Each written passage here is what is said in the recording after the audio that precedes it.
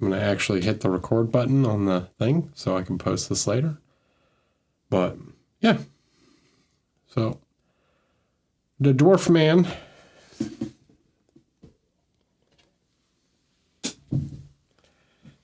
We'll continue to work on him. We got a few little detail-y things left to do, and then I gotta paint the shield, but it's getting close.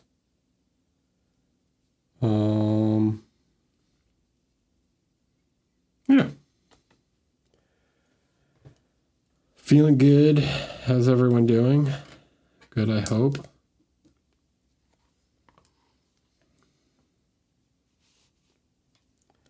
Let's grab some colors.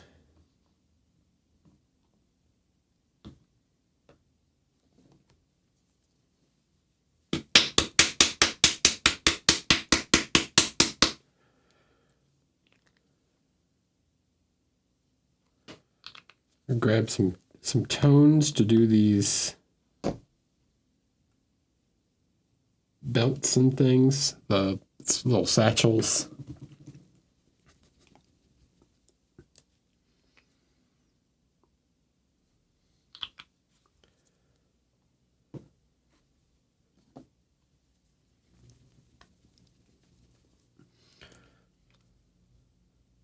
Satchels.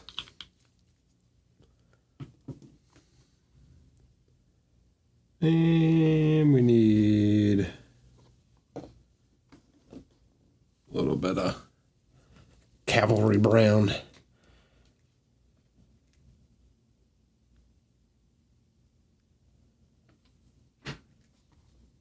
So what I tend to do, Christian, when I get in that kind of mood, is I'll just like grab like a, I'm sure you probably have some, but like an academic bust or something really simple that you can just like paint in a day or two. And I find that works really well to like get moving again, especially after a huge project like your Golden Demon one. Can really help to kind of like get back in the rhythm of things.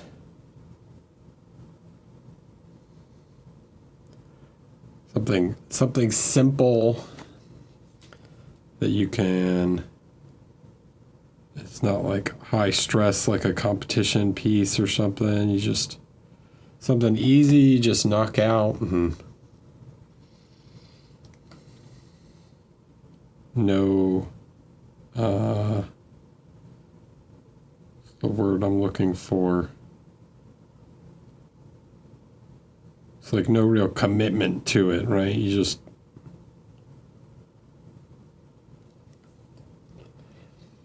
do some painting.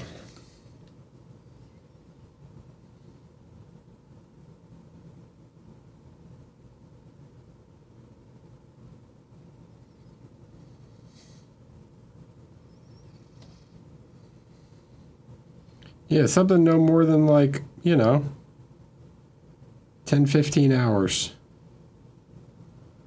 I mean, or even less, right? That depends a lot on your speed. What I could paint in, 4 might be longer for you guys, but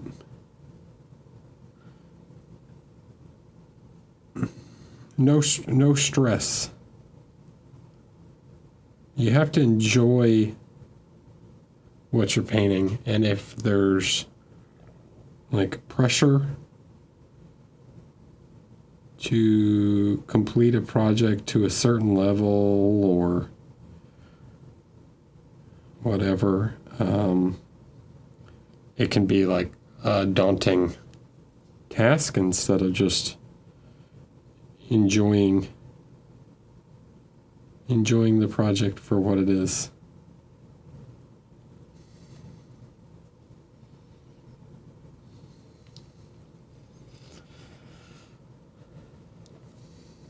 Hi, Sean.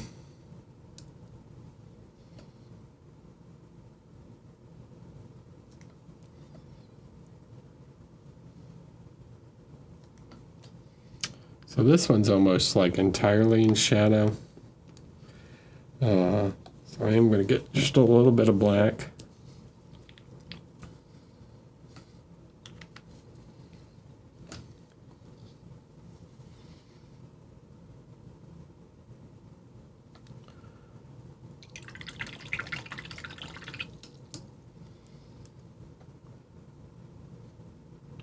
Feels very dry in my room today. It's quite warm out.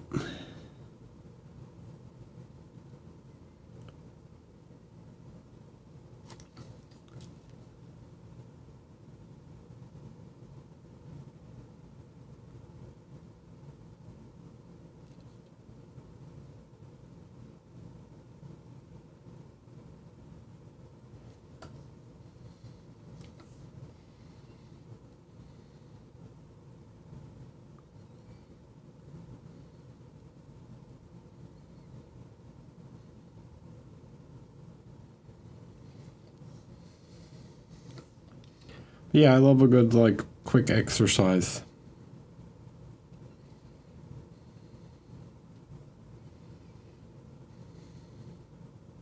And maybe a painting exercise is like, you know, I just want to play around with this color or whatever, and you have no pressure to, like, achieve a certain finish or anything like that. You just want to experiment, have fun.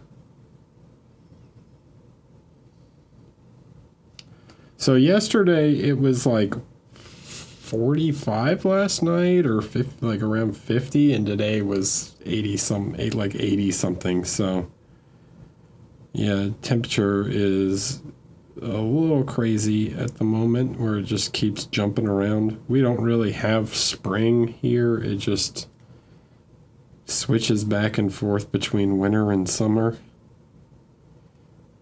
I hate it.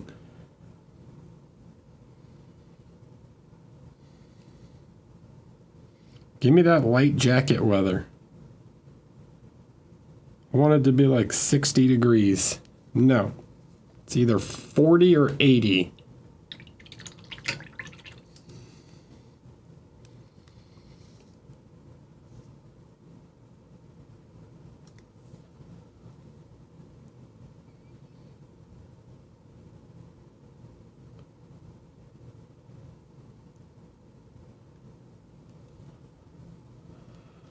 Route the Great, by the way, or anybody new coming into the stream, if you have any questions about what I'm doing, I don't tend to explain like literally every step, because a lot of the stuff I'm doing is like repeating the same things, you know. But if you have any specific questions at any point, feel free to ask. I like to finish an entire model on stream, so when that happens, some stuff can, you know, when I do that, some stuff can begin to repeat.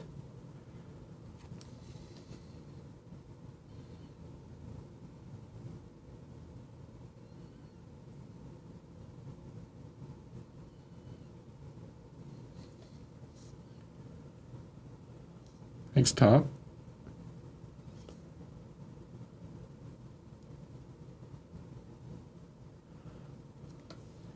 You need another workshop in November. November is going to be rough. So November, for me this year is interesting because I've got Monty the second weekend. I'll be in Italy and Germany for part of November. And then I come back and Ivan Hortal is going to be teaching a workshop in my town the week I come back.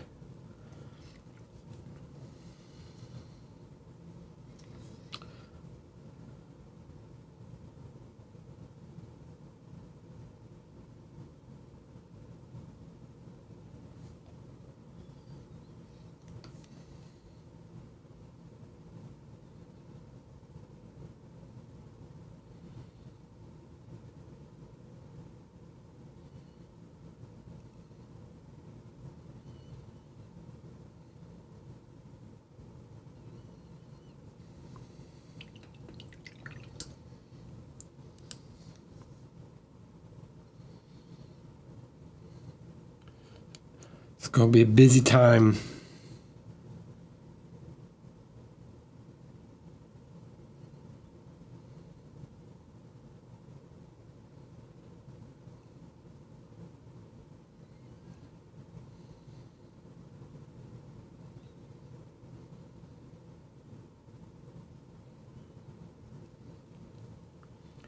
Really don't need to do a whole lot here to this kind of fur.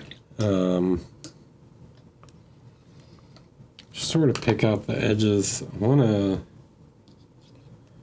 desaturate it a little bit because I don't want it to be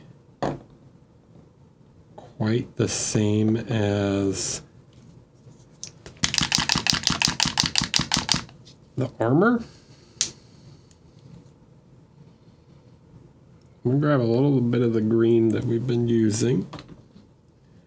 Then I need something for the lights to lighten it up. Grab a little dark sand. So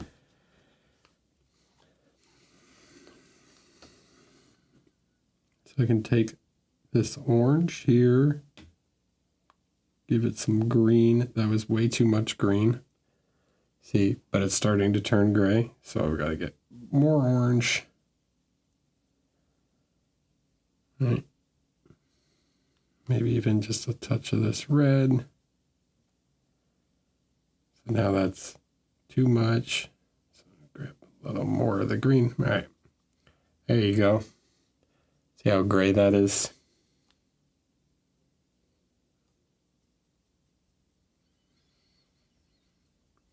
That's the kind of tone I'm looking for.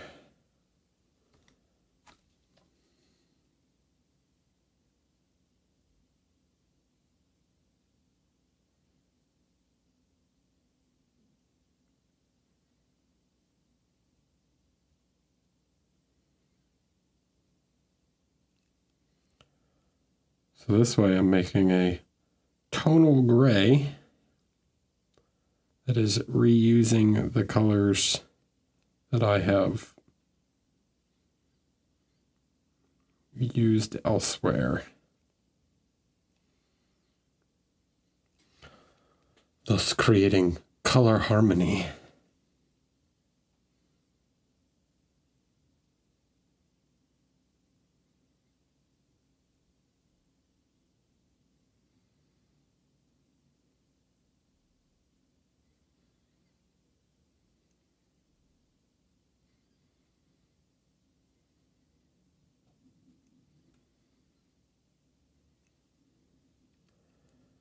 Not a super important part to the figure, so.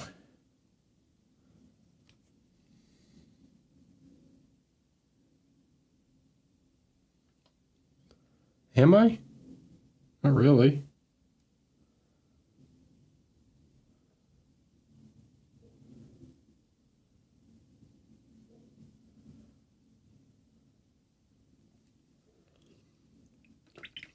Speaking of Ivan,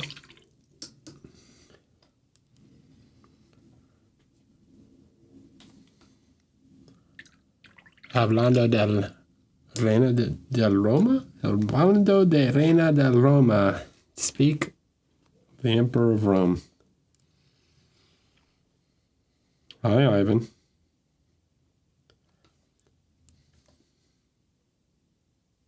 We were just talking about your workshop in November.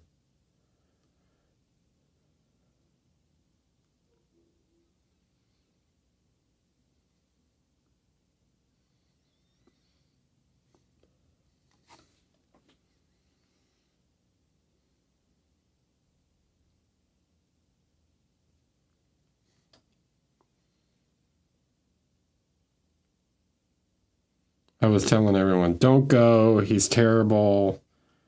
He's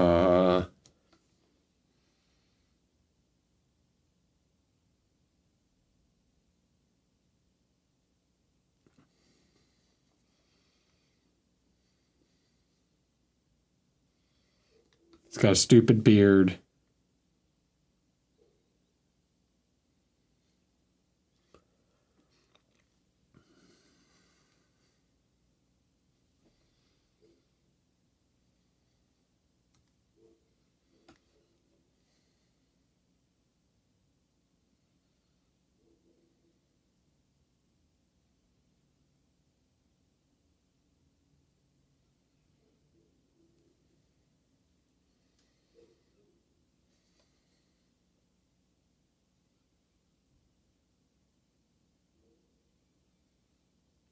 That's not true. I didn't say any of those things. I mean, I did just now, but...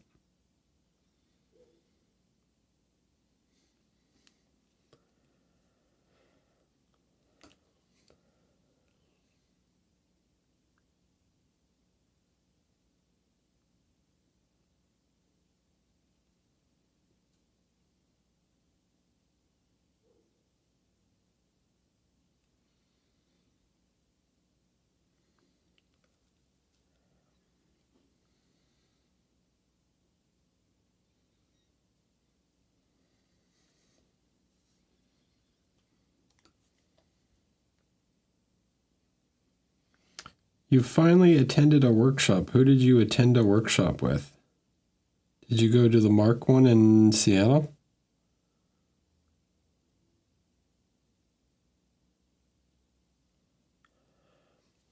Yeah, he's okay. That Mark guy, he's all right. He might know what he's doing.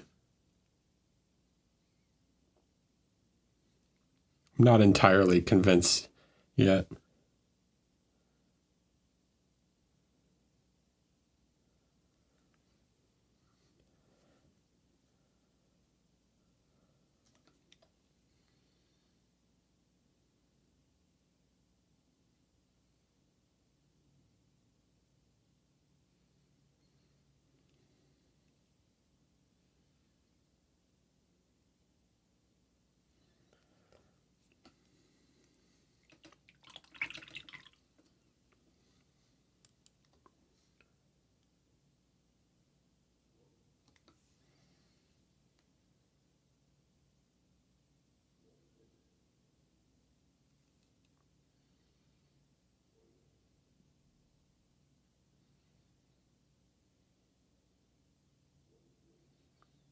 So you painted a cool sweater?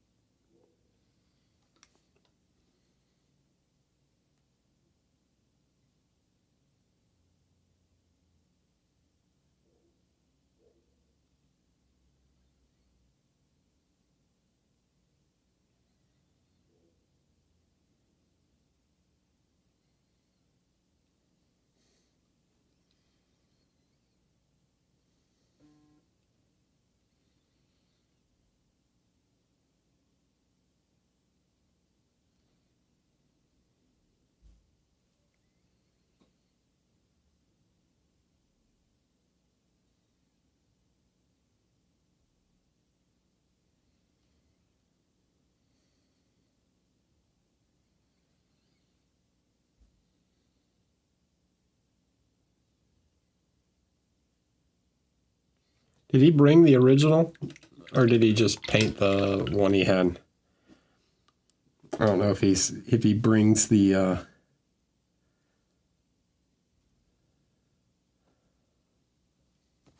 finished one with him. Oh, okay.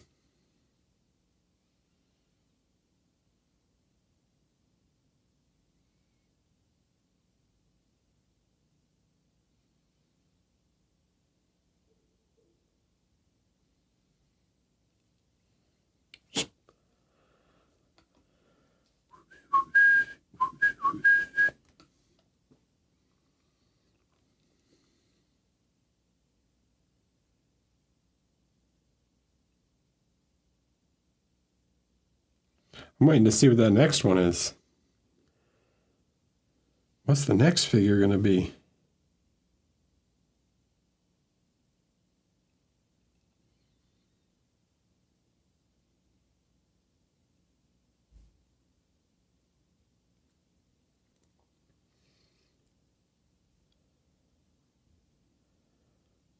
I know it's a girl. He said that.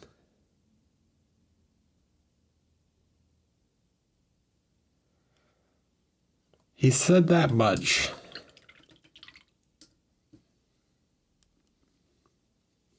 Other than that, I know nothing about it.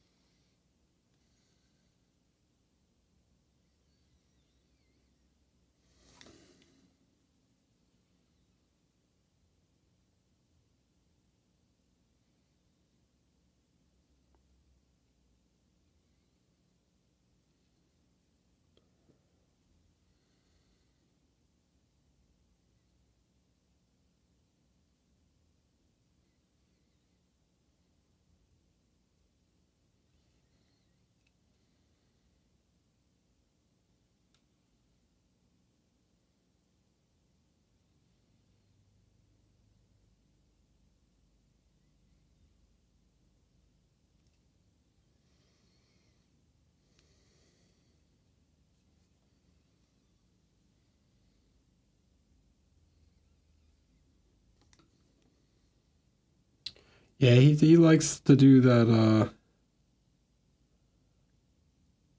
freehand material textures stuff. Probably that and just really good like facial volumes is probably Mark's kind of signature.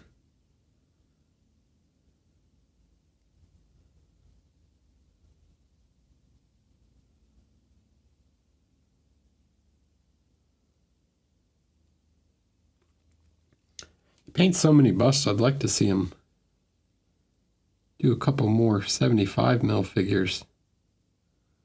One of my probably my two favorite figures he's done is the Patrick Jones Pirate and Mermaid. I think that one's really good. And then the White Ghost, the like samurai vampire kind of dude from In Motion. I think those are like two of my favorite paint jobs of his.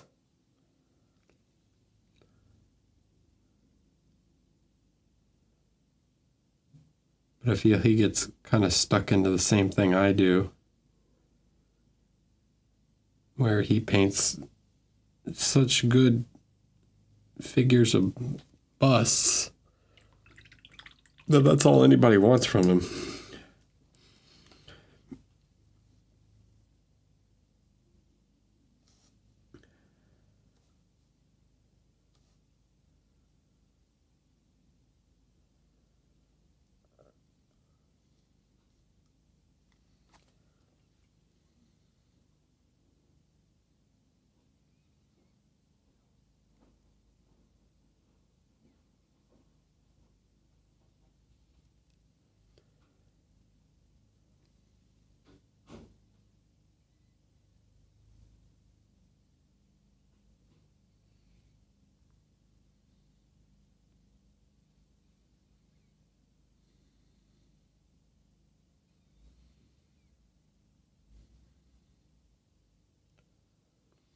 The troubles of being good at one thing in particular. I mean, Mark's great at everything, but it's like land. Like, here you go. Here's another pretty lady with non-metallic metal.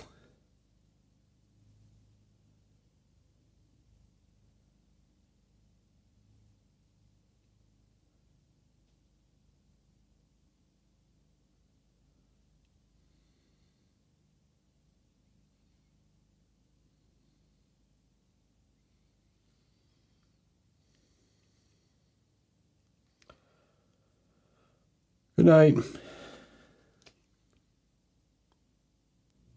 Buenas noches.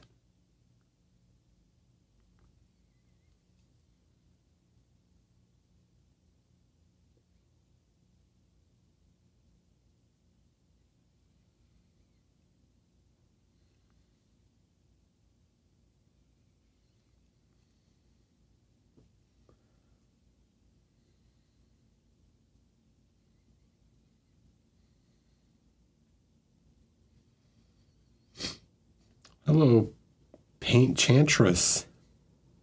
Welcome. How are you?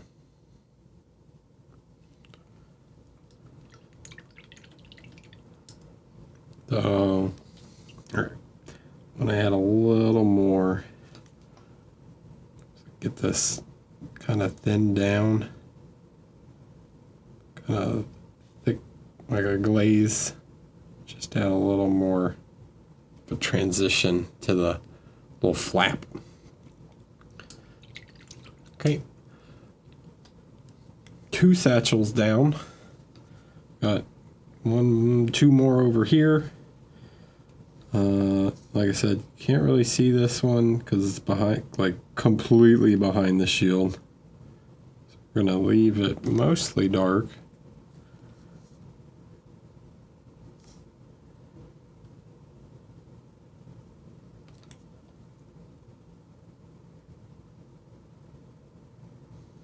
Thanks.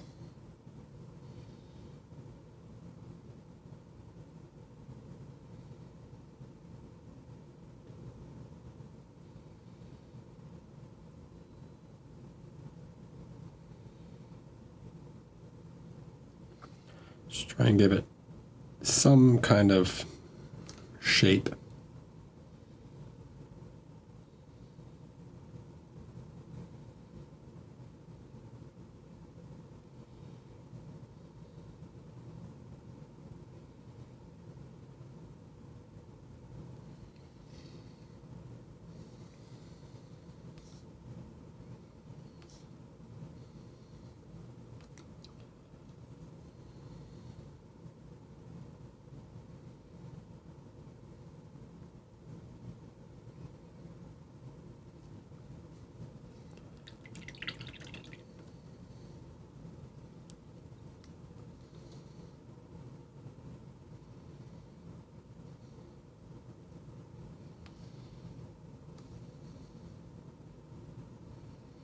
So now that GD is over, what's everybody working on?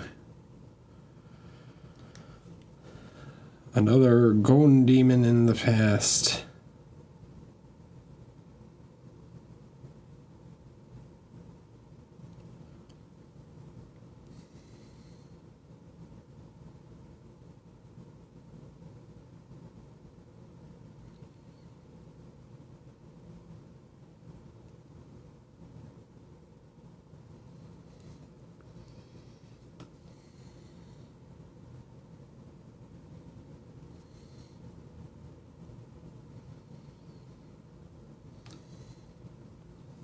Easter.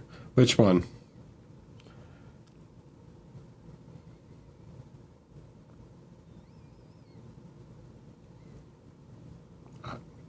You gotta be more. She's the redhead, right? I is the redhead.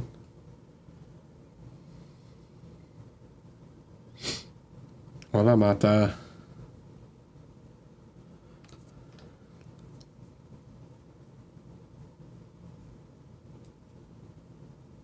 Is that the one with the butt that comes with the bunny that is like a resource? It's like a vermin resource that's biting her, like trying to bite her head.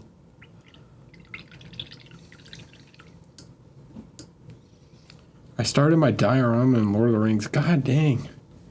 Next year? You're already working on projects for next year's Golden Demon? Then take a break. Paint something else. Paint something...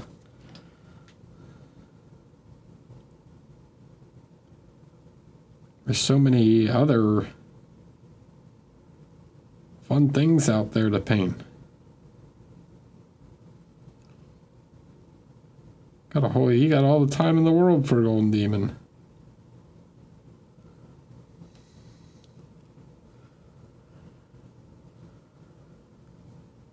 Hi, Raz. I'm just gonna go with Raz.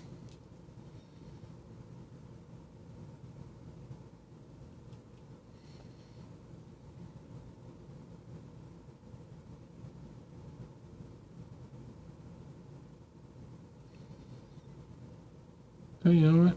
I'm gonna do like this. We go make little hatches, right? Something like pop, pop, pop, pop. Then we go the opposite way.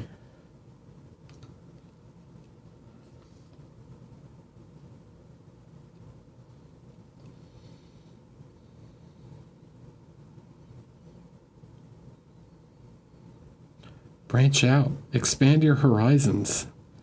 There's so many other things out there.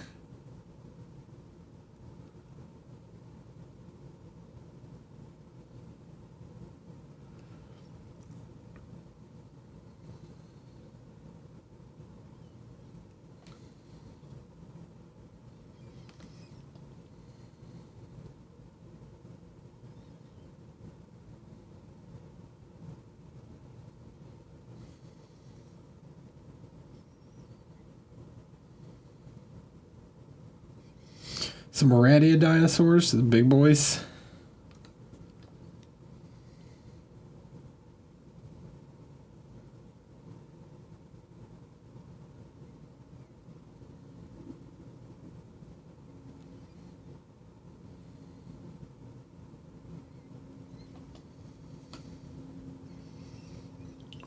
That thing was so massive.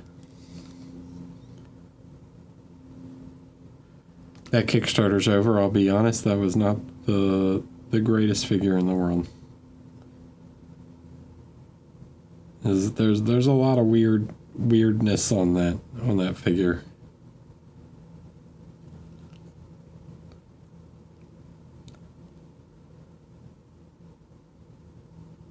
Some parts I'm not super into.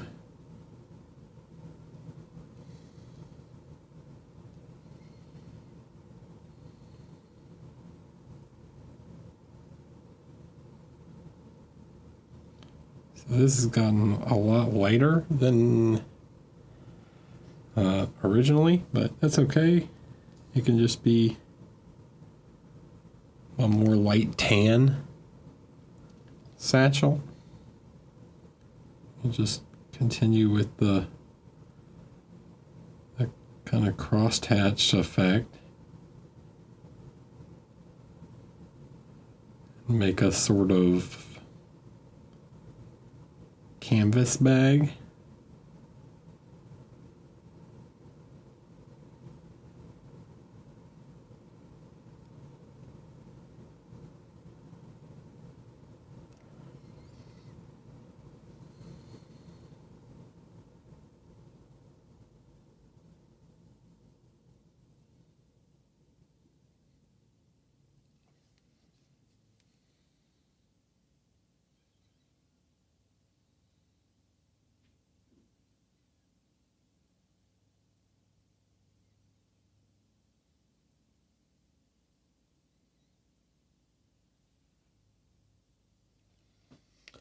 Yeah, sure. That works. So I have a question for the professional painter. Who's that? Do you like that the job forces you to paint certain figures, or would you rather paint what you want all the time? It's an interesting question. I feel like so I'll say the nice thing is a lot of the people I work with kind of know the sort of figures I like to paint. As much as I could make jokes about painting orcs all the time, I do enjoy painting orcs.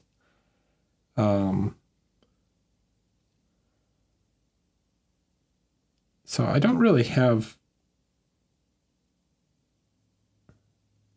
anything against like what I paint on a day-to-day basis as a job.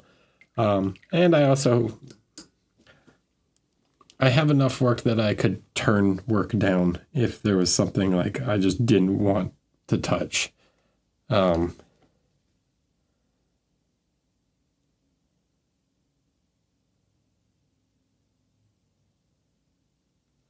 it's not like I'm forced into doing any projects I don't want to do because I need the commissions or whatever.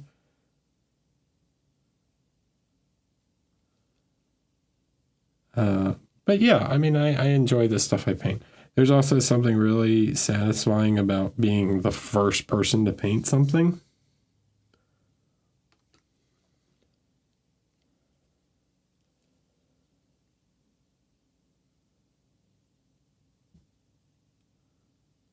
I enjoy the challenge of tackling the model. I don't have anything to go off of, other than maybe a piece of concept art. So I enjoy that aspect of it also.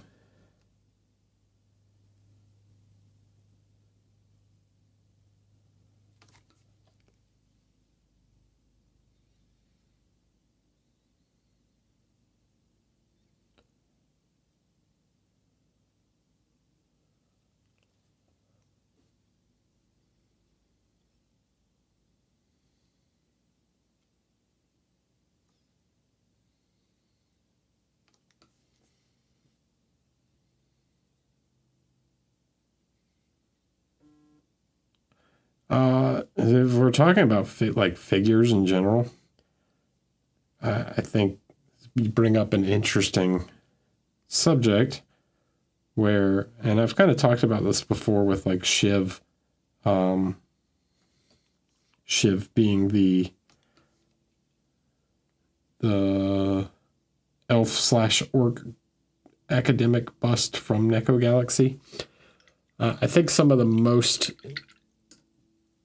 successful figures are the ones that are really open to interpretation of the character.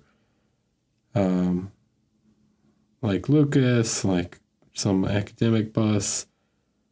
You get to really put your personal touch on them. And then there are other figures that I feel like kind of just paint themselves. Like there's not really a whole lot of room for interpretation. It's just like, this is who the character is, this is what he looks like. And you just kind of go with it.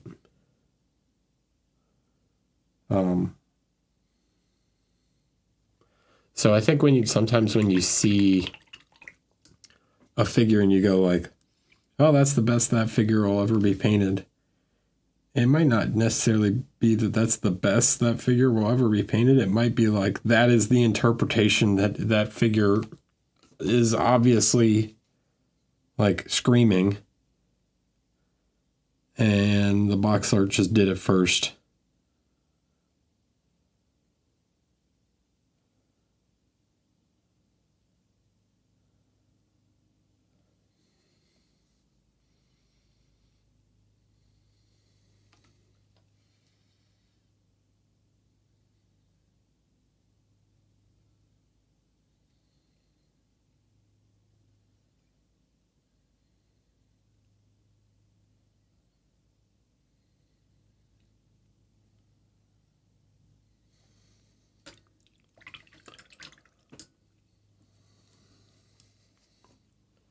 But yeah, I think there's a ton of opportunity in certain figures and less in others.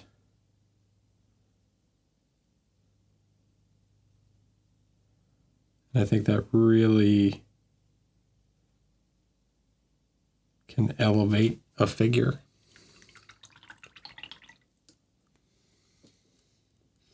Especially any figure that like is based on a not necessarily like a character concept, but like a piece of artwork, whether it's famous or not. Like you take a Paul Bonner artwork and you make it into a figure.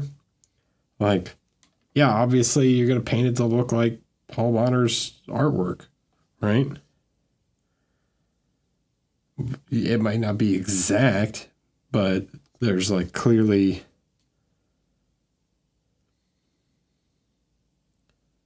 some influence there.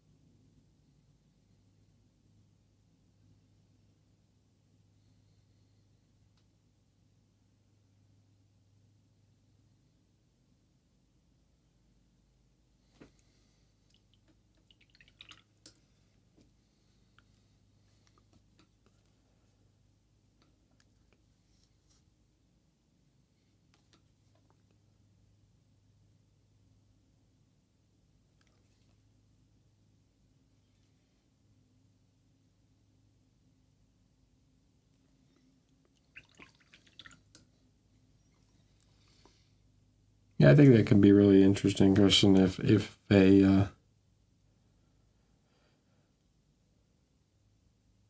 really put your own spin on a figure with some kind of interpretation that nobody saw.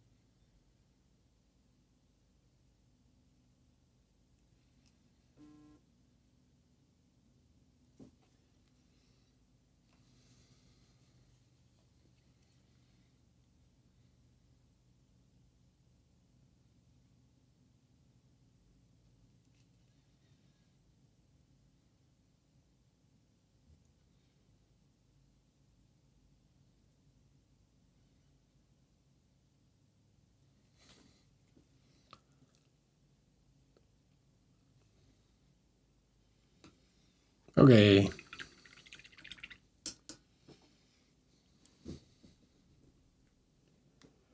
Yeah, I mean, I think his figures are kind of good for two reasons, right?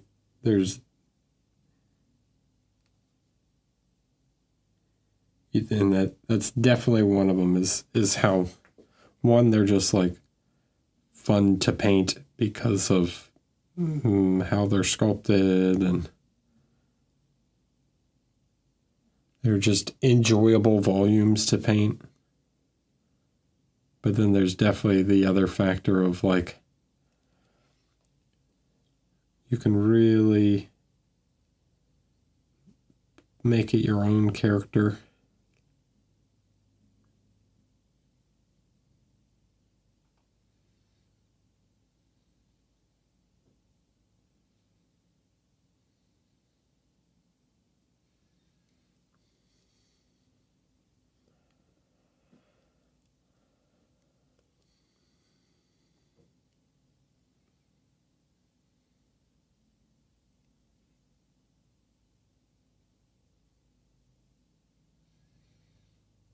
I don't know about that. Like, the realism thing. Like, I don't think I paint realistic.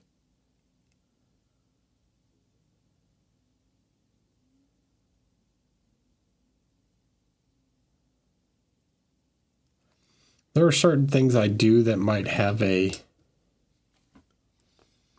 realistic kind of value to them. But oftentimes I would consider my painting more even on realistic figures, more like illustrative.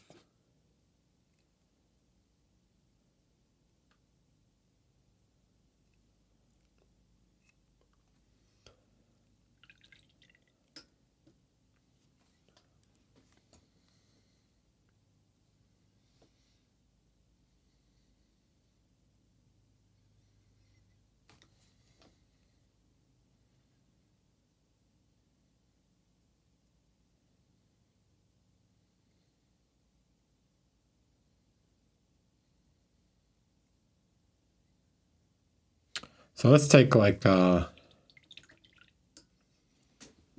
me a second. For example,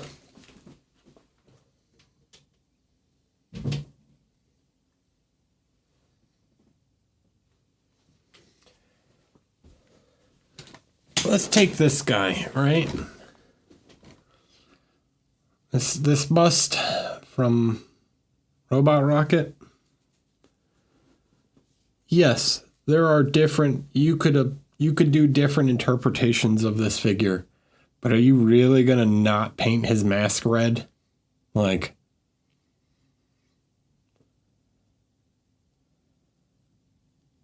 if you paint his mask anything other than red, you're like specifically trying to subvert the expected color scheme at that point. Like, the red Tengu mask is just so iconic. Now you could play around with like other elements and atmosphere and things like that, but yeah, I mean, it's just like, it clearly calls for he should have a red mask. But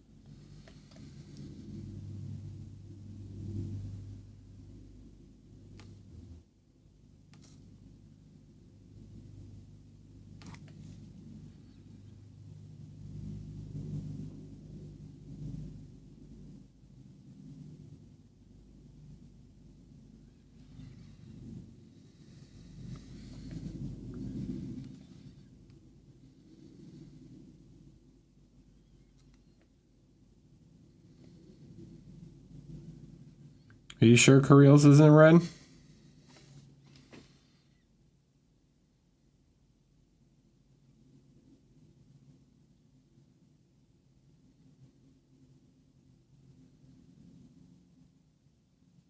Speaking of the box art for that figure by Korea, I think Koreel's version is really cool. I think it's a terrible box art.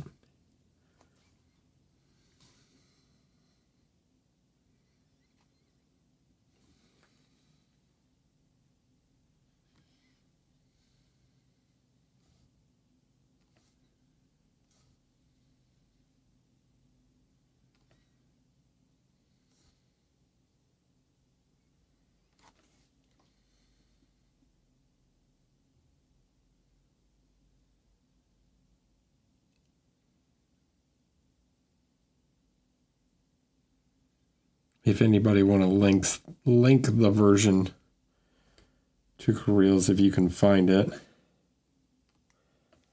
I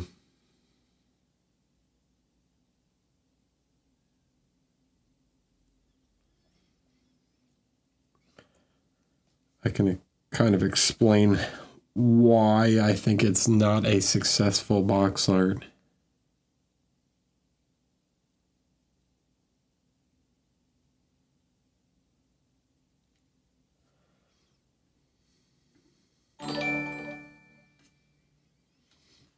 Hello, Josh. Yeah, so the problem with this box art is that the, like,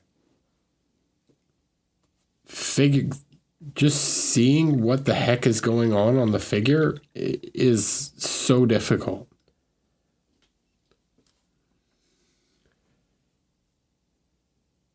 It just doesn't read well because he's basically just done this silver, this like blue, silver, and red OSL effect on the whole figure. You just can't see like what the heck is going on the figure itself. It's also a really weird choice for a photo angle.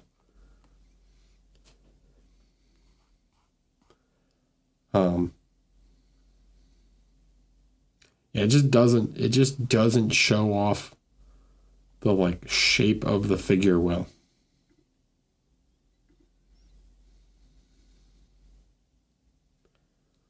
Even the photo that he posted, like, you just can't see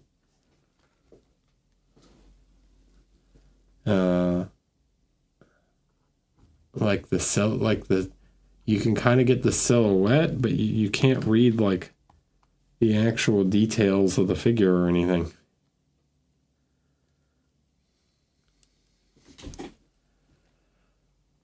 Because the lighting is so dramatic.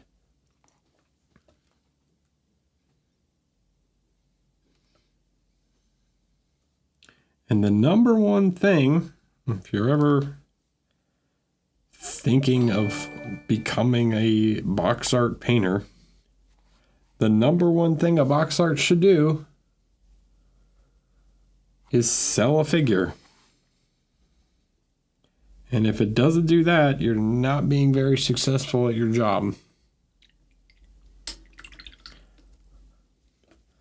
Thank you, Zamora70, will follow. Welcome.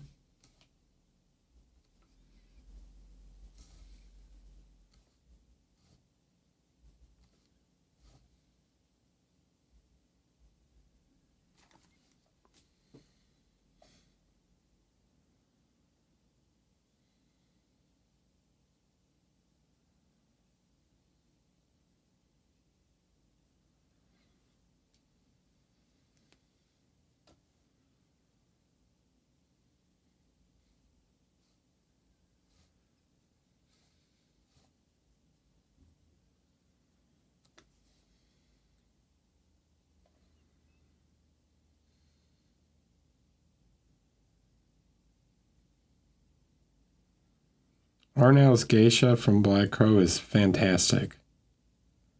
It's so good. It's clearly readable. It enhances the figure.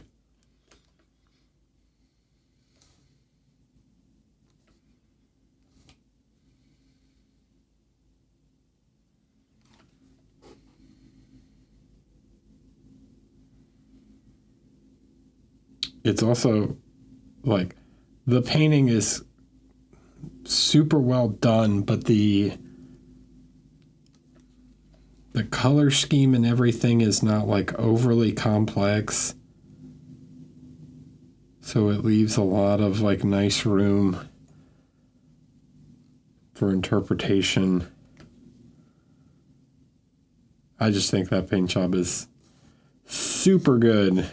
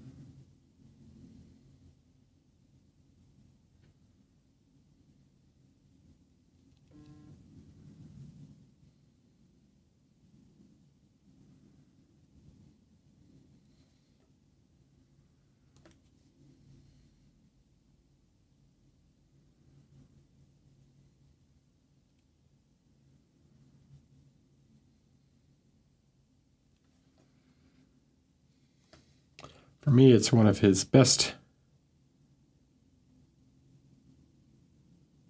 we'll say, box arts. I think it's maybe one of his best figures too, but it's definitely like a super successful box art.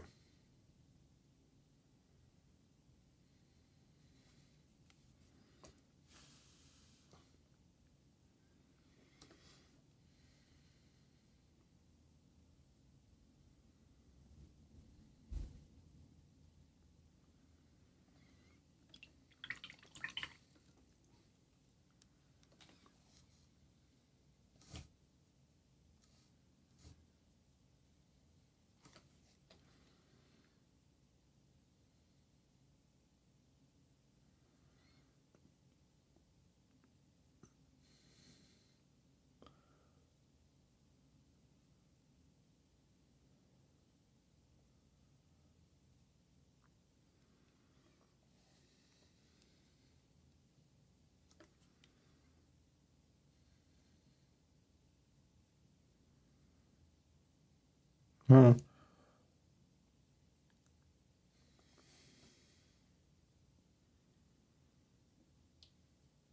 Is that the one for Big Child?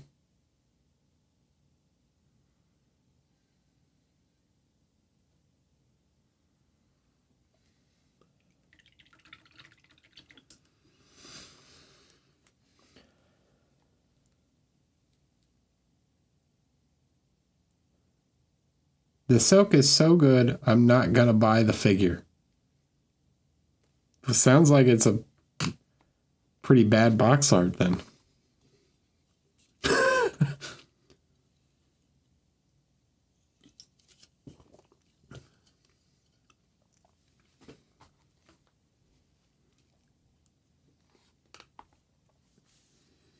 Right?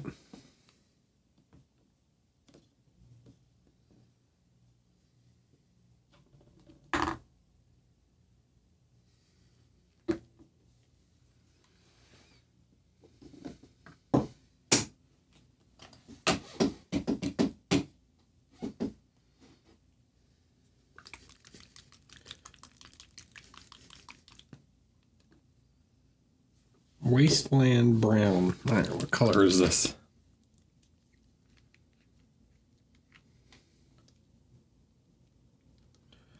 This is very yellowy. I'm just gonna grab these two express colors real quick. I'm just gonna slap some express color down on top of this bread. See what it does. And around a few of these elements. Just mix up some browns.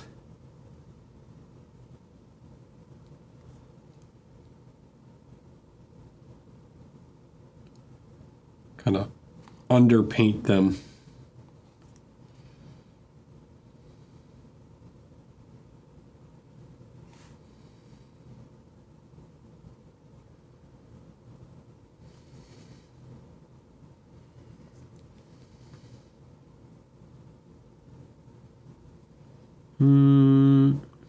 Is that part of the backpack? I think it is. So I'm just gonna throw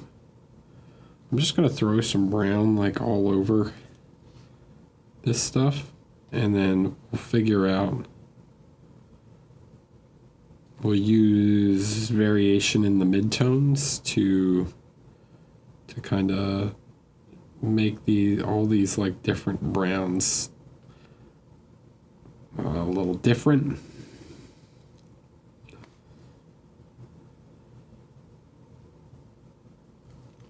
Because we got a lot of various baubles and things, pouches and stones.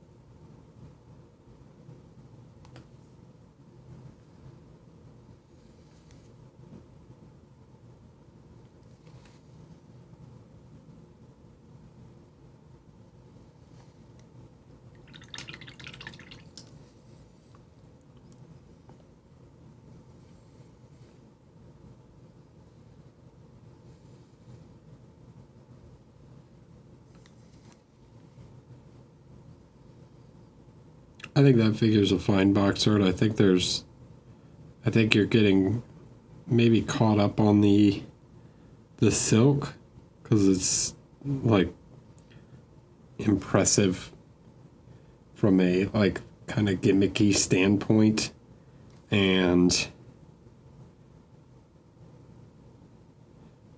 I mean, you don't even have to paint her dress that like sheer silk. You could paint it whatever. Banzerin, hello.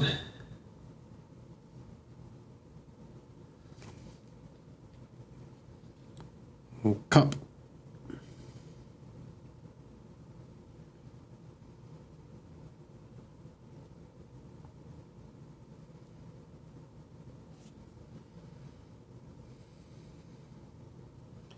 Kind of whatever color, we'll just, again, I'm just underpainting it just to get some tone down, and then I can apply different variations to it to change it up.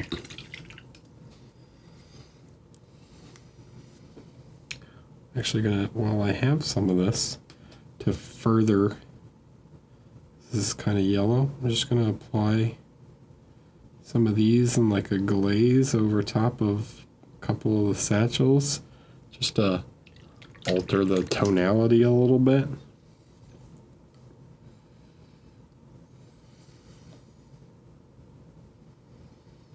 Restore some vibrancy, some saturation to them, and make them feel like they're made out of different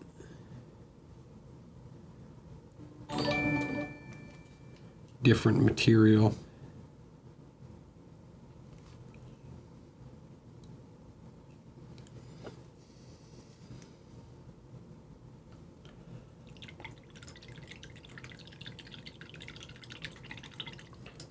The Elder Superconductor. Hello. What is that emote?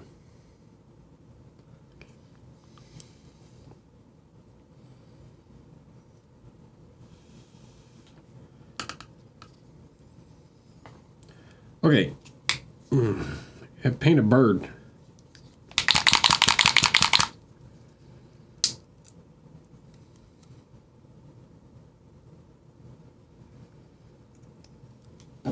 some teal.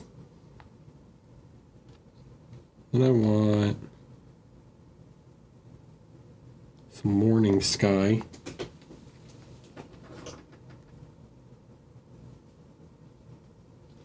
I don't even know if I even need this.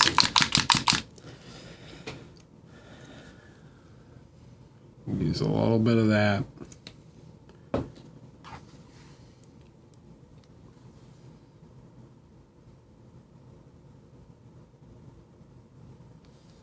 Just a touch of the red. Desaturate the teal a little bit.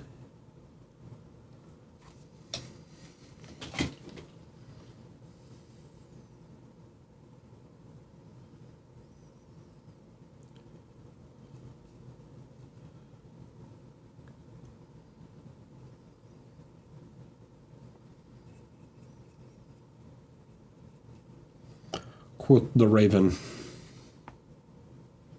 nevermore.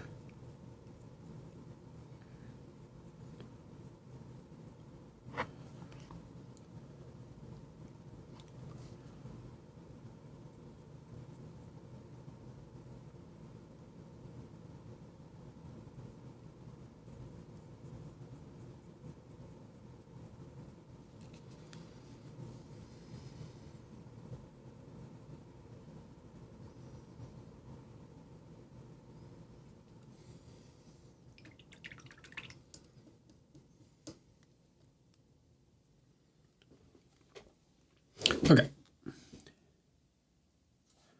Touch more red. The green.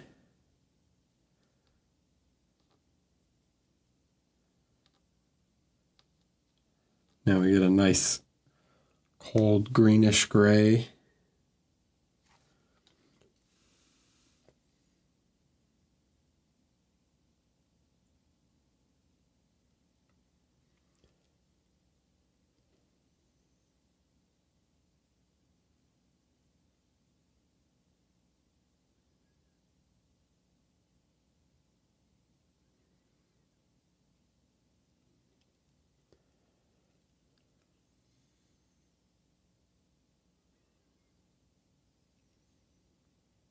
Squawk.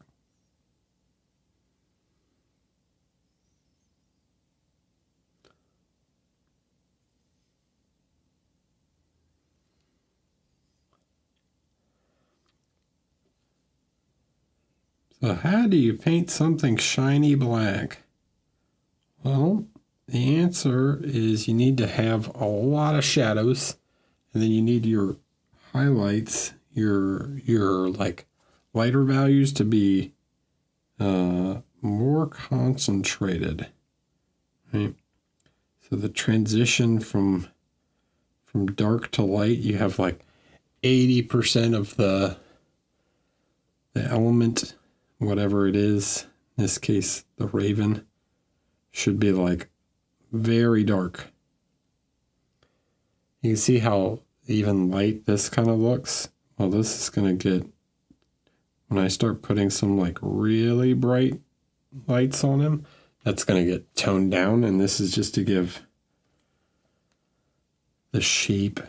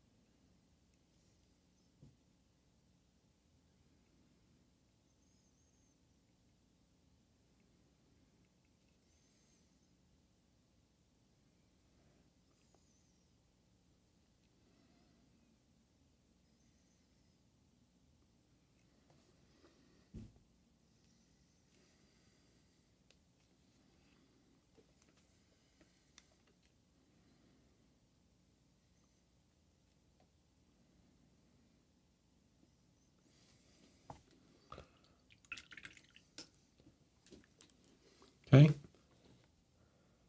You can kind of start to see some of the shape of the bird.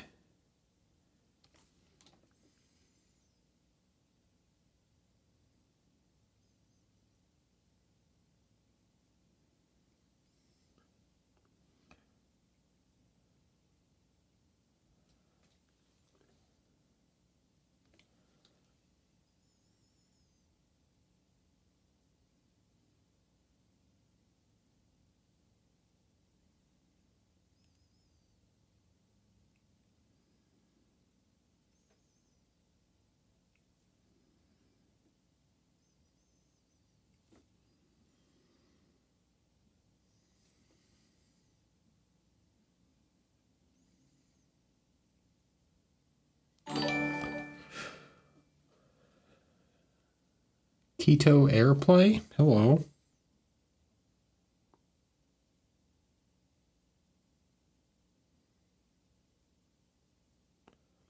Thanks for following. Welcome, welcome, welcome. Okay. Now,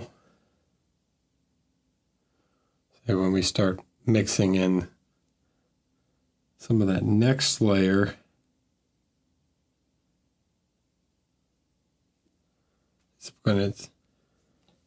ese Tito.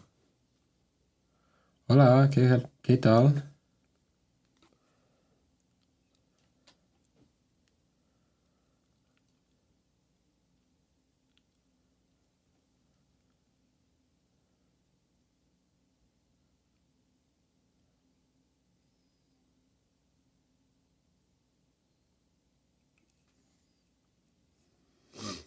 Buenas noches.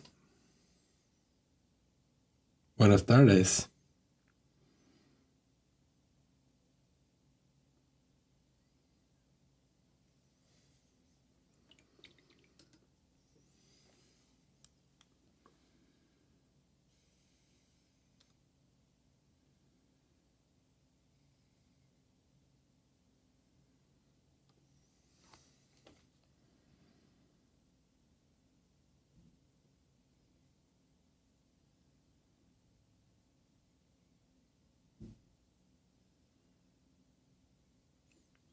Right, so you can see how much immediately, and this is like a mid-tone.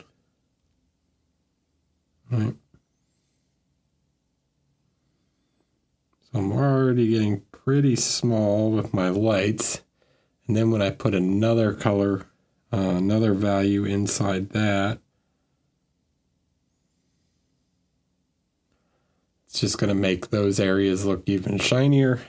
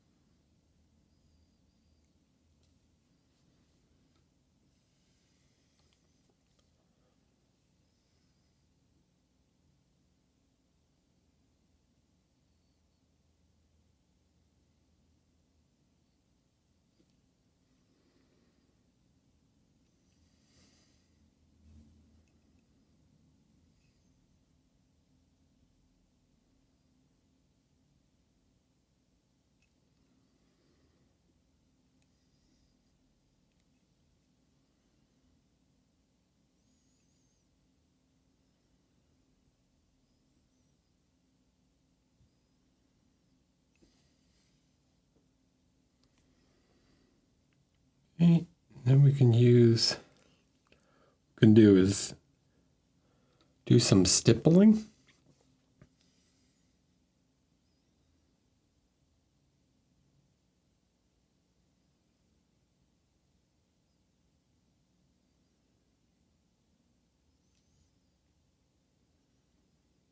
Great little dots that kind of mimic some of those shorter feathers around the head and neck.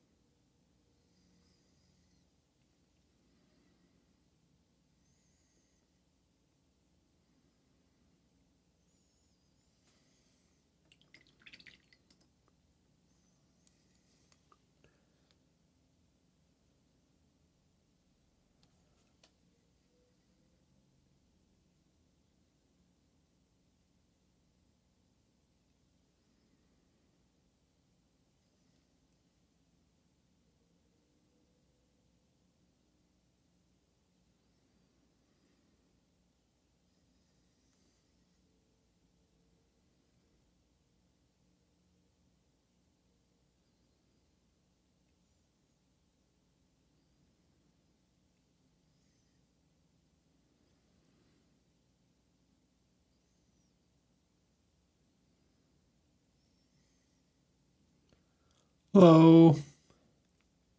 Hi, Chaos Lander. Hi, Reno. What's up?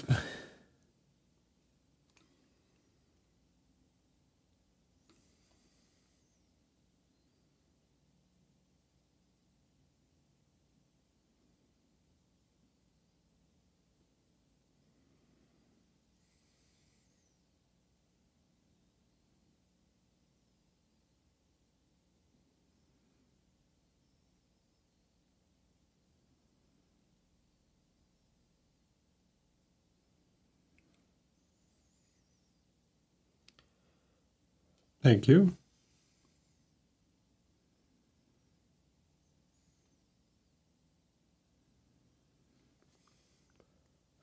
We got the Spanish invasion going on right now.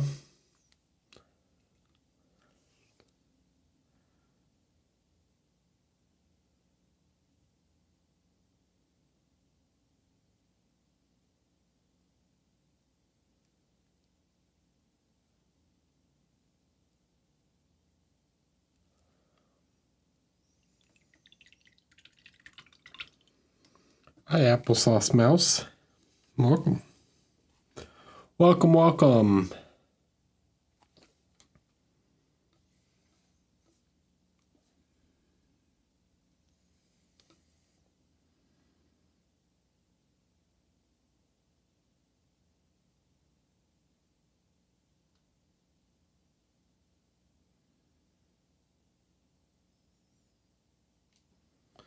Right? Okay, so now you're like, oh, I'm starting to see that it still feels black, but it's starting to look kind of shiny, right? And then now we got to add the next layer. I think what we're going to do, instead of this kind of color, I think we're just going to skip straight to using ivory. Boop.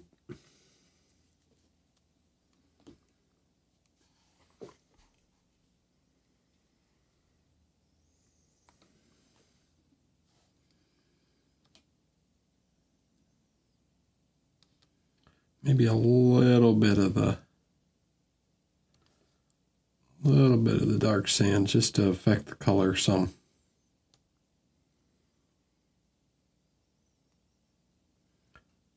The paint on the palette, which one?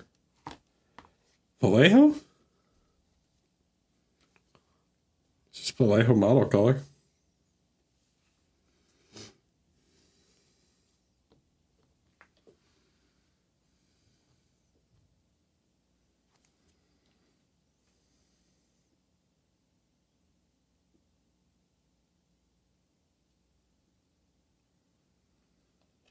Everything up to brown. Oh, this one? This is the Express paints. It's also Vallejo. This is like their version of contrast.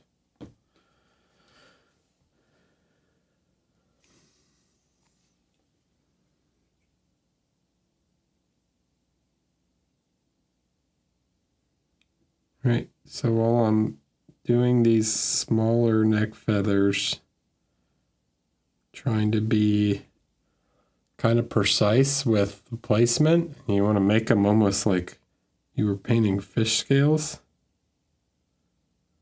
right? And then as I come out from the highlight,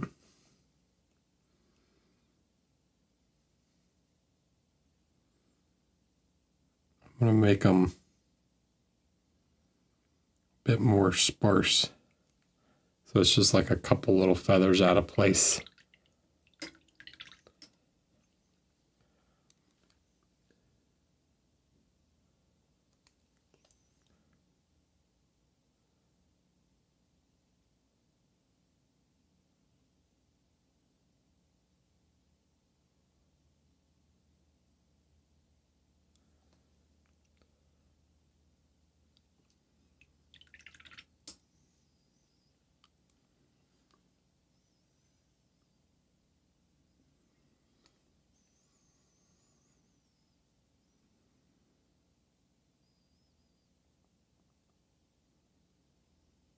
The crow feathers are kind of interesting because depending on what, like crows and ravens, depending on what angle you look at them from, their feathers can like appear green or purple. And they always feel black, but the highlights on them can vary a lot.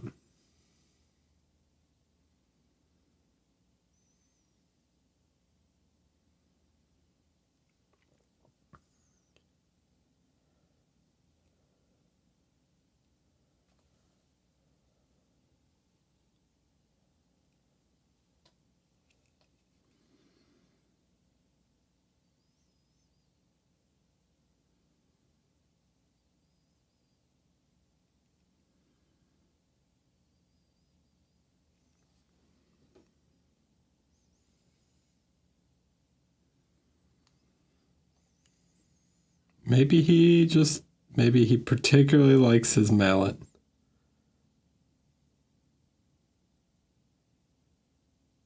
Maybe he's got history with this mallet.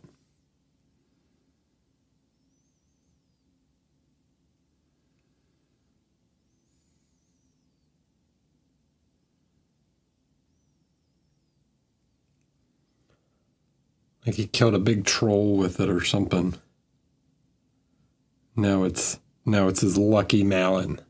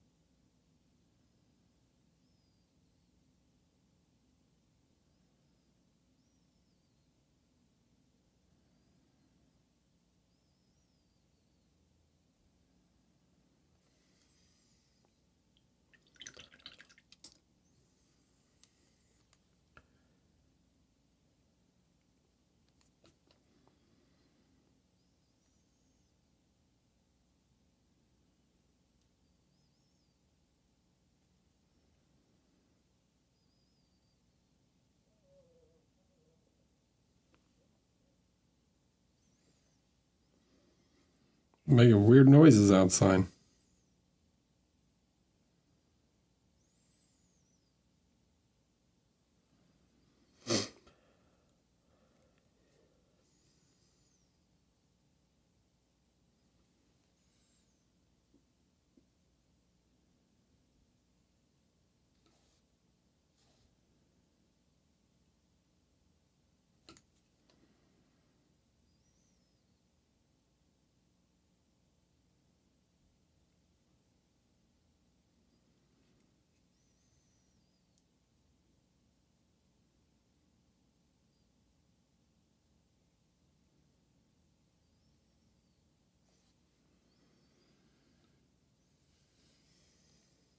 Don't talk to me about painting orcs, Dave.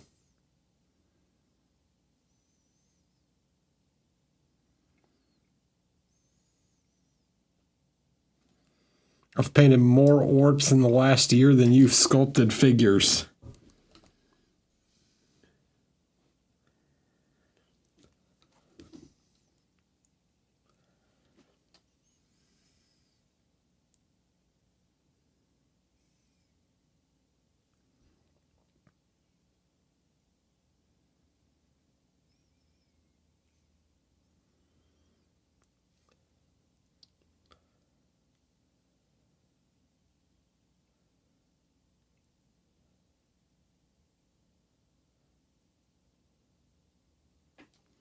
Paint so many freaking orcs.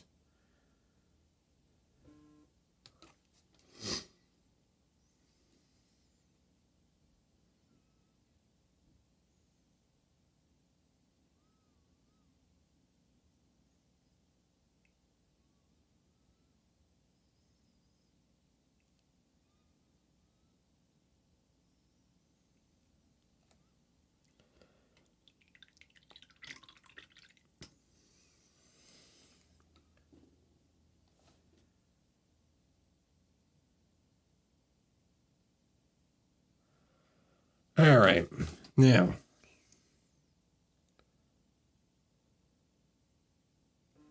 we really look shiny. See, as we shrink the light, these final lights are just to make him look very shiny.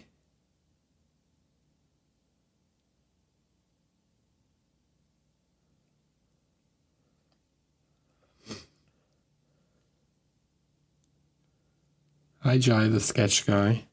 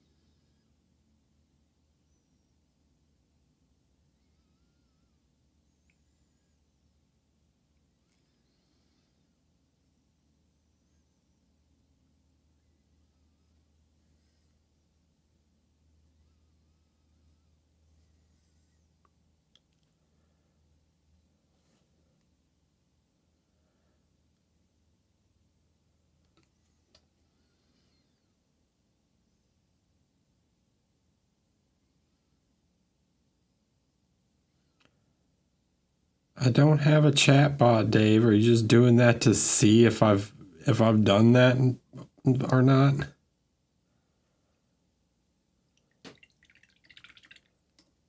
I feel like you knew that wasn't gonna work.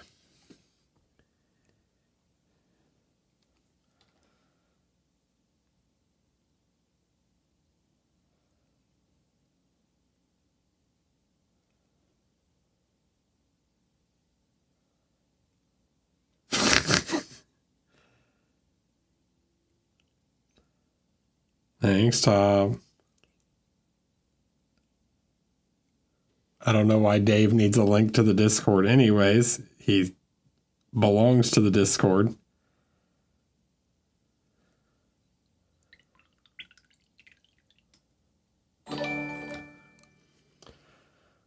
Hi, Pantarius.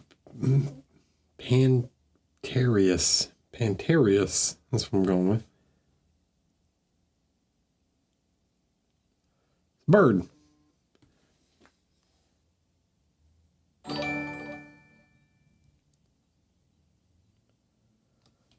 And Draconic Blade X2. Hello.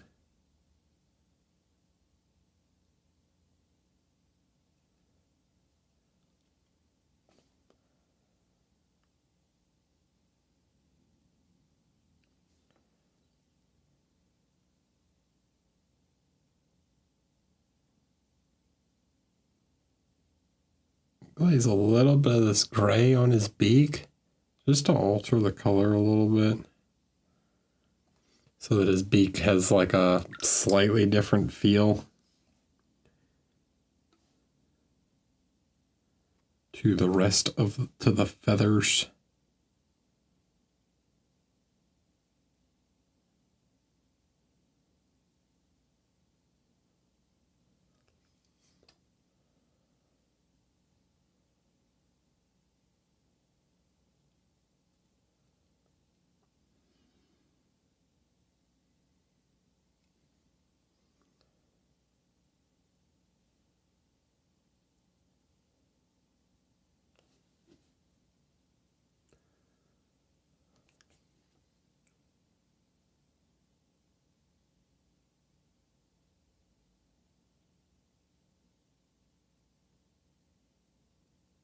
All right.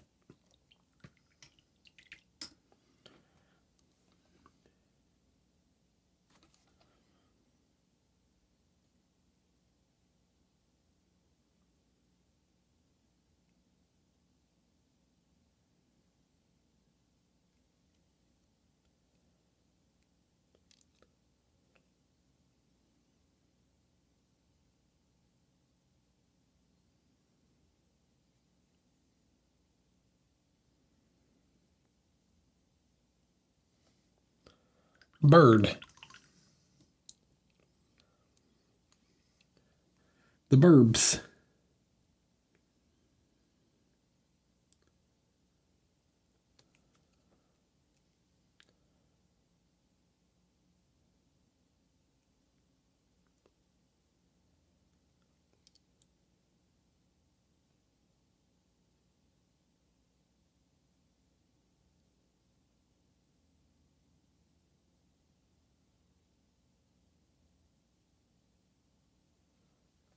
Enjoy your swim.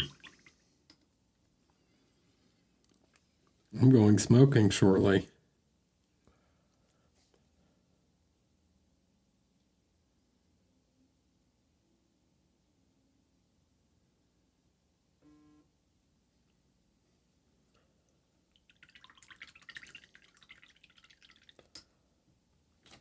All right. So, yeah, that's kind of how you can do a very dark sort of animal. Any kind of like black material.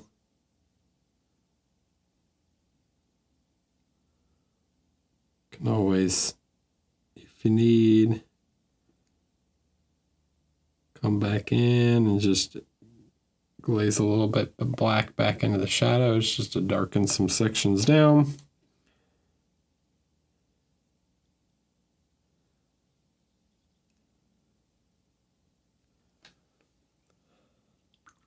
I've got to do the other side, obviously.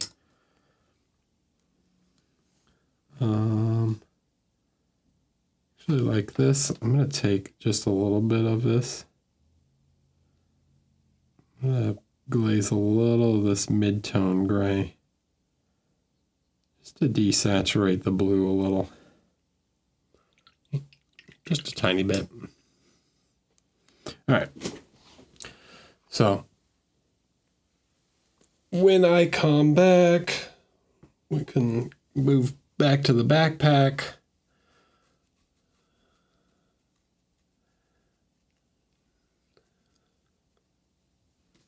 All right. I will be back. Well, speaking of back,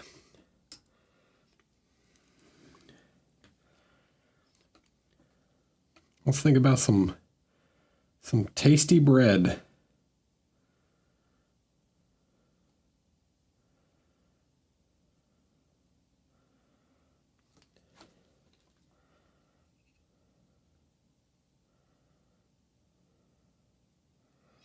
So I need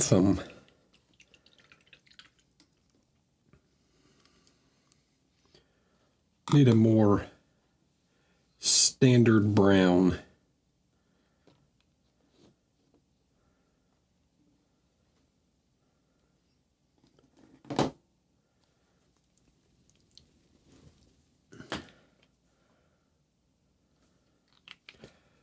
I don't know how that's going to work, but we'll see. You can always mix up some colors.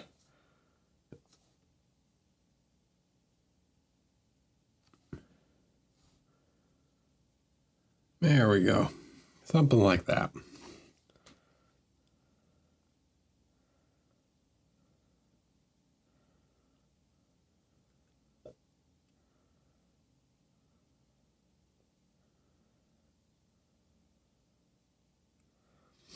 Want that nice toasty brown outside crust.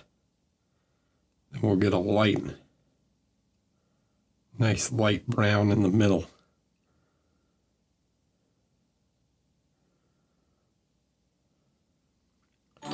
He's got his baguette.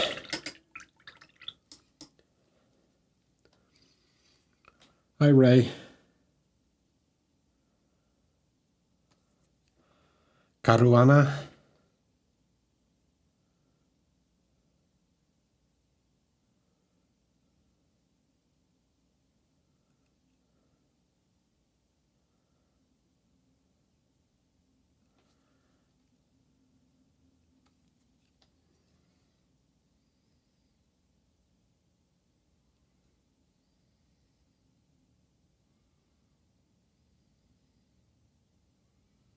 Oh yeah, some delicious carbs.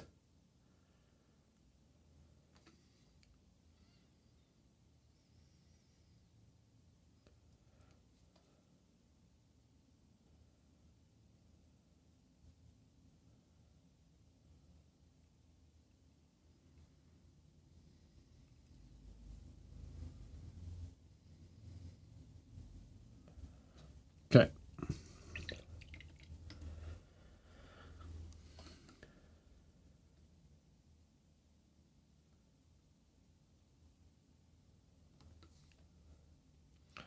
Hey, you know, you had a little snack beforehand.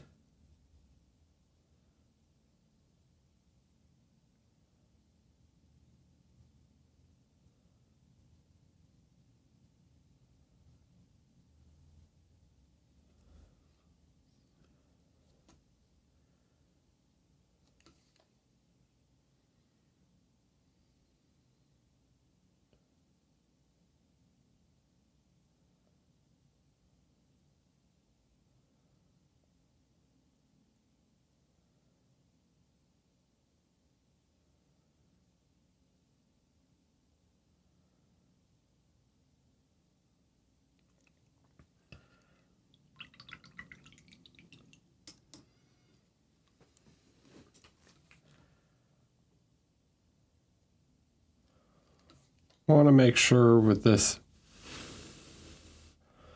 part, these inside pieces, get a nice coverage.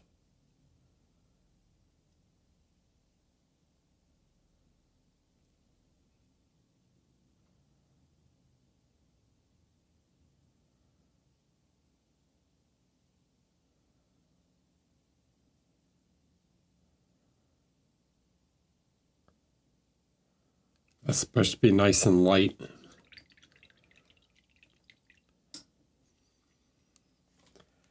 Okay, got a good base coat on there.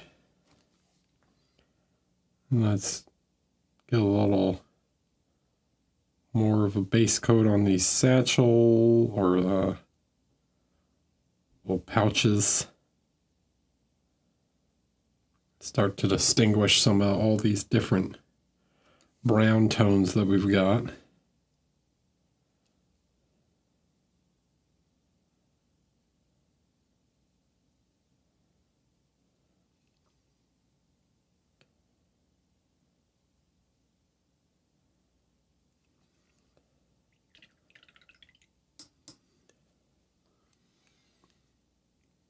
I don't know what he's got hiding back in there, but I don't think it really matters very much.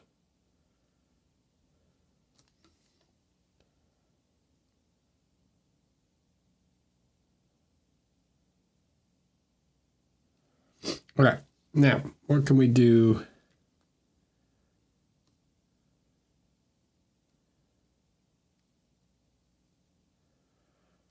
On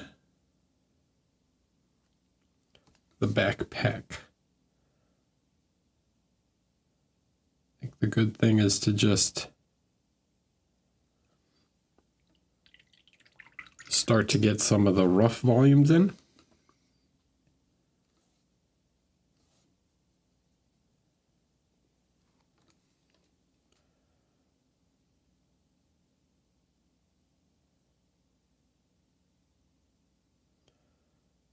I'm just going to use these kind of vertical brush strokes. And then as I change the value some, start to build this kind of canvas texture just like I did on the smaller pouch.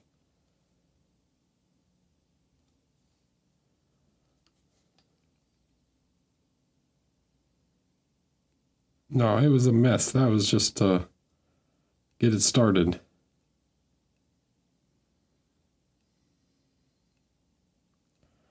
That was just to get some base layers down on it.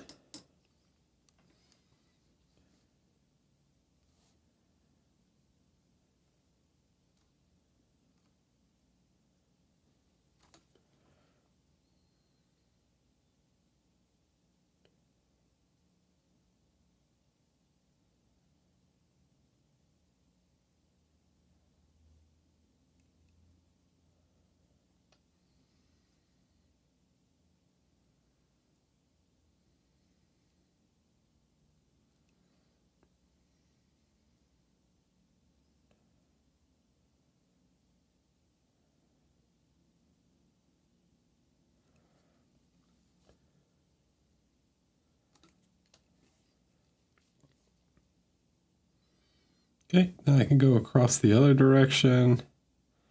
And as I get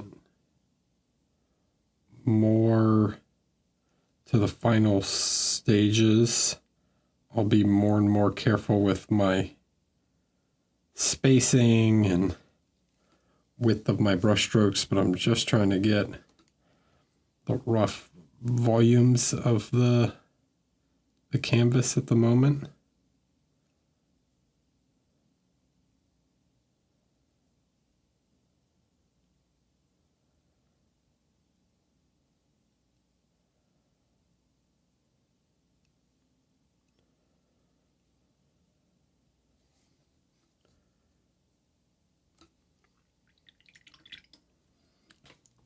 I feel like I'm drying out very fast.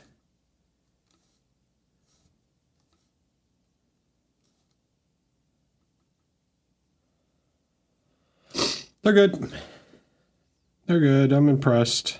I've been working on a piece all week using them, and I would say they are quite usable.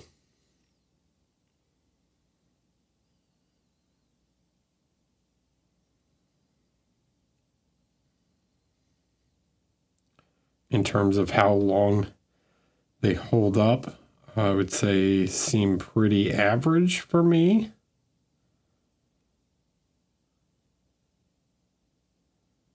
But it's held a point pretty well, and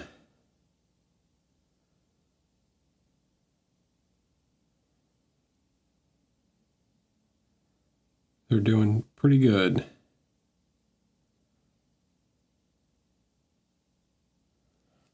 Okay, so see, I'm probably going to be hard to see, but you can see I'm kind of doing these horizontal and vertical hatching or cross hatching. How are they compared to 8404s? I'd say they're a little stiffer than an 8404, which I kind of like. For me, an 8404 is a bit mushy.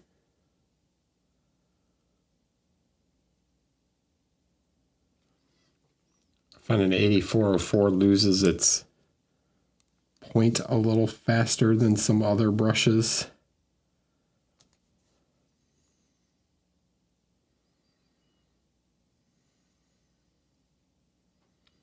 My biggest problem with the 8404 though was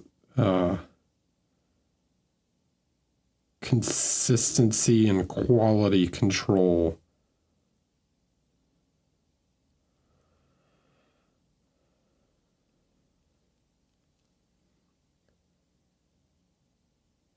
Definitely had some 8404s that just were DOA.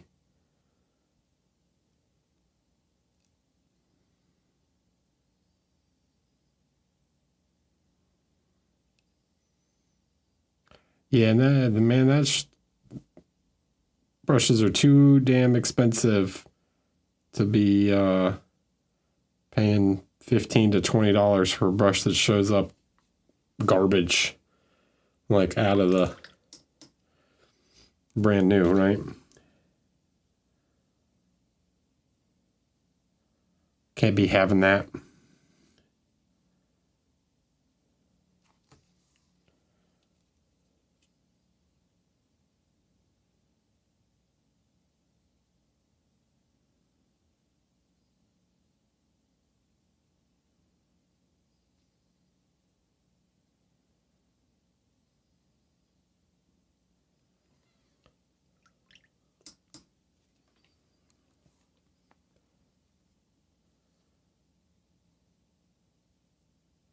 I don't even think you can buy broken toads anymore.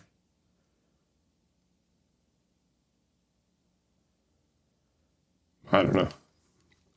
I can't say for certain.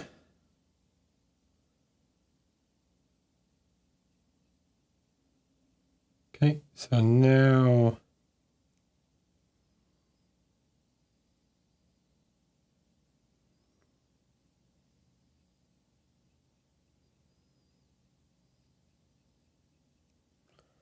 right now I'm trying to trace some straighter lines.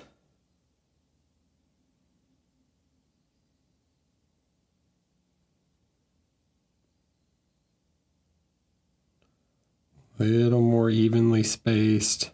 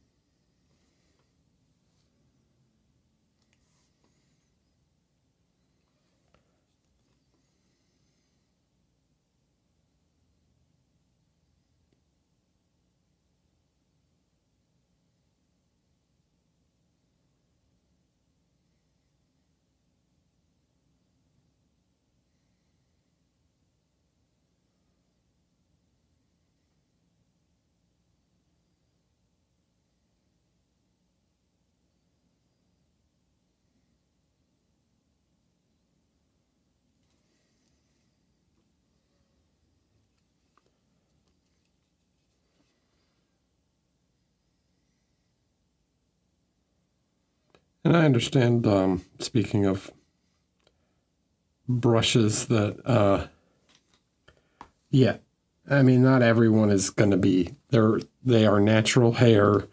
Not every single brush is going to be perfect, but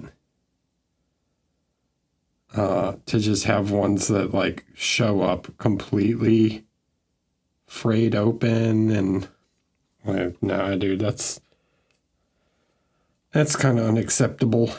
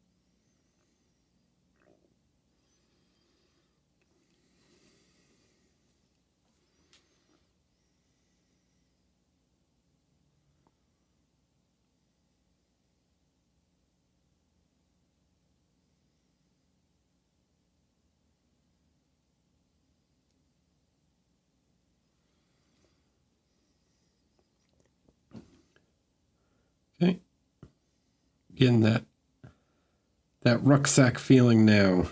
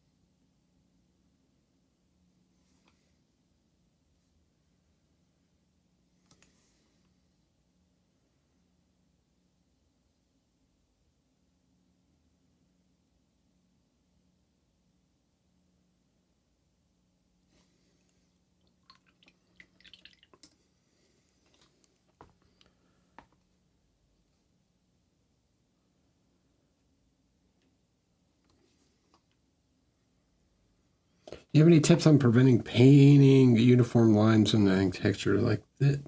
On preventing painting uniform lines?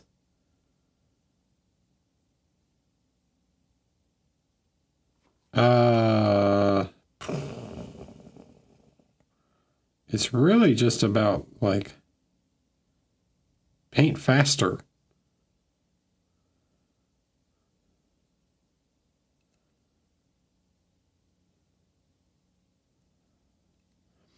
That would be my tip.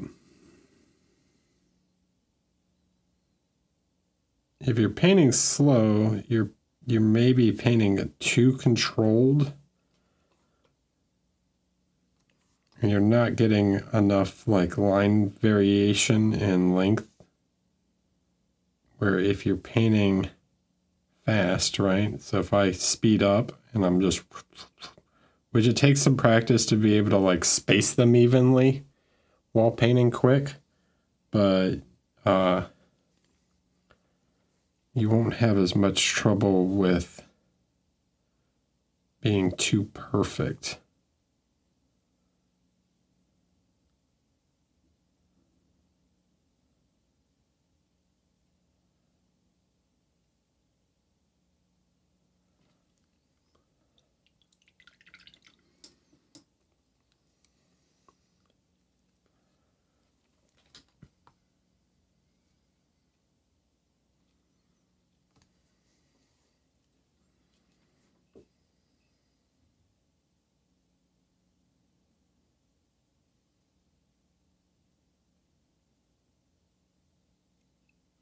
Because you do want some variation, right? Because the fabric is so coarse, the threads are so coarse, you're going to get some threads that are lighter than each other.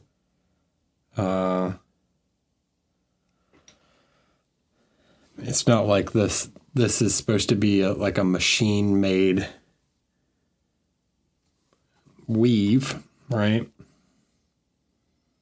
If it was, I probably wouldn't do this texture. It would just be smooth. So paint faster, so you can vary your line width a little more.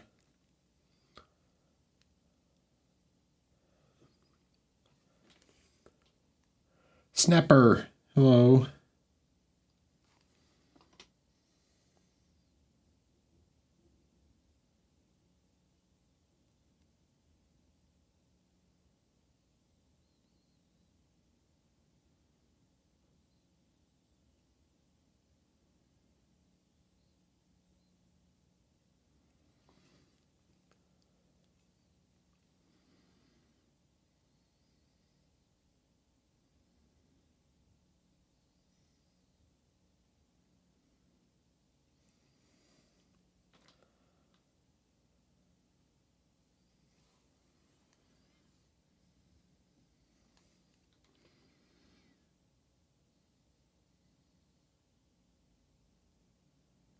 It's easy. It's easy, applesauce mouse.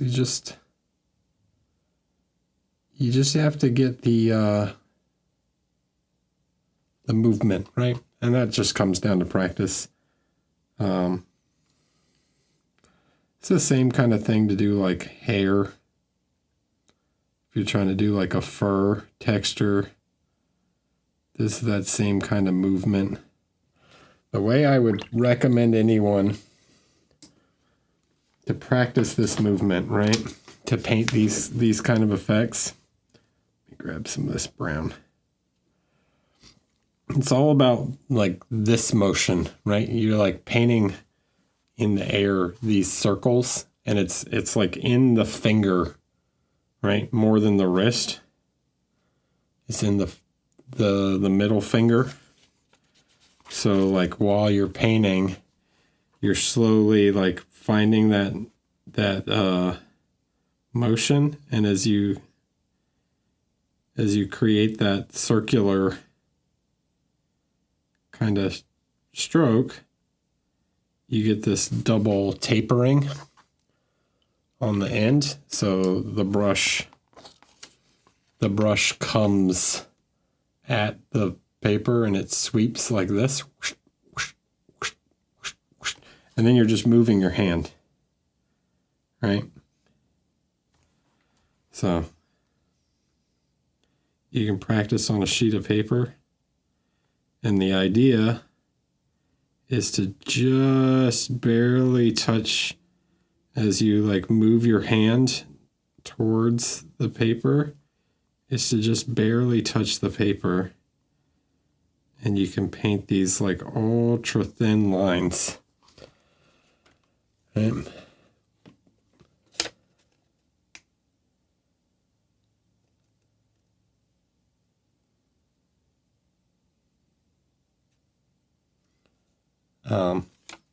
But yeah, so if what's happening, probably what happens to a lot of people is they're trying to like move their hand to the model, and they're like creating the brush stroke with their wrist, and they get these thick lines like this. It's more to just like, I'm continuously doing this motion, and then I slowly bring my hand towards the figure until I just touch, and then I can lift away. And I keep doing the same motion while I'm moving my hand towards and away from the paper. I can get these like tiny little lines.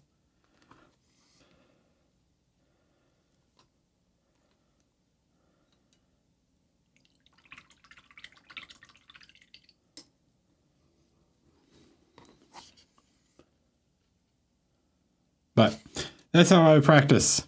In my fur painting class, I made all the students just do that on a sheet of paper for like, I don't know, 15 minutes or something until they could do that. And the more you practice it, the faster you can get at it to where you're painting like a lot. A lot of lines per second.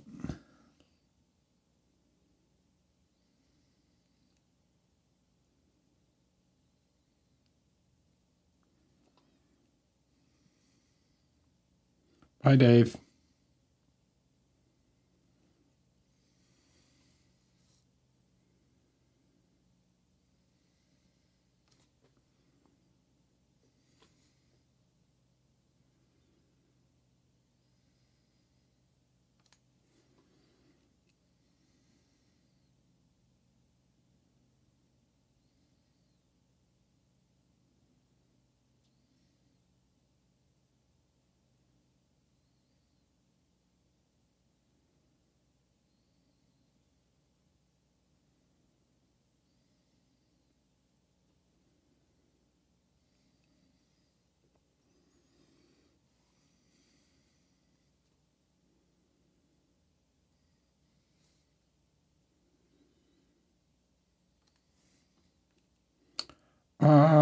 It doesn't even have to be hand sculpted, Roger. Like, I think some sculptors are just getting better at understanding like what surfaces are enjoyable for painters.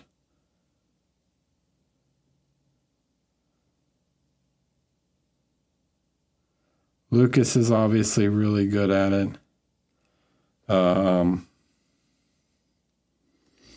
I think Alex Oz is really good at it.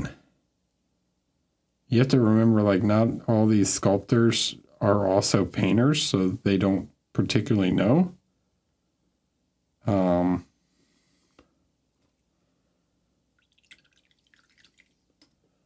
Joaquin is getting better. I have conversations with him every time I paint one of his figures. He asks me, like, what did you enjoy about it? What did you not?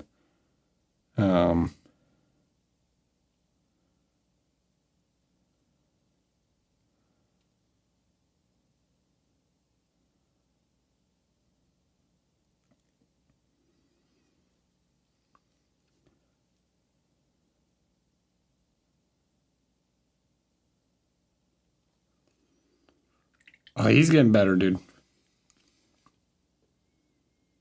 I won't tell you who it's for, but I'm painting one by him right now. And the fur on it is like, so good.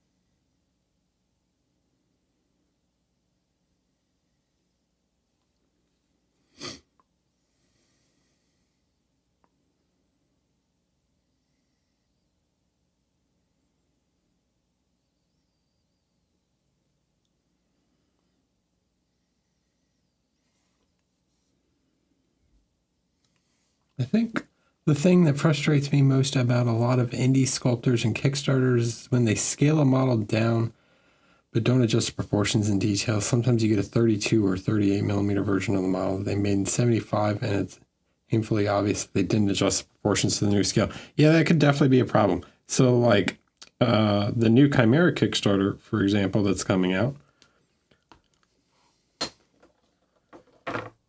Murdered.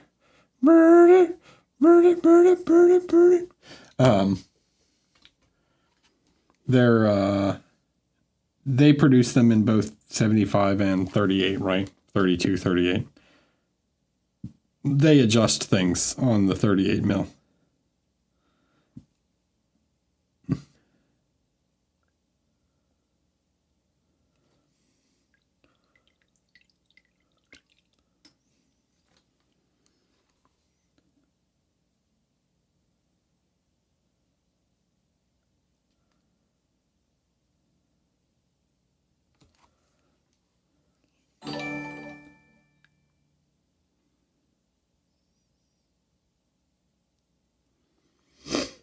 Thanks, Touch of Chaos.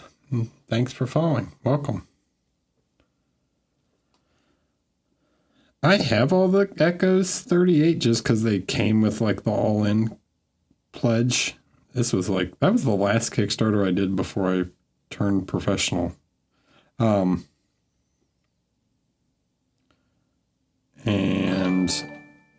I've never actually looked at any of the 38s. Never took them out of the box.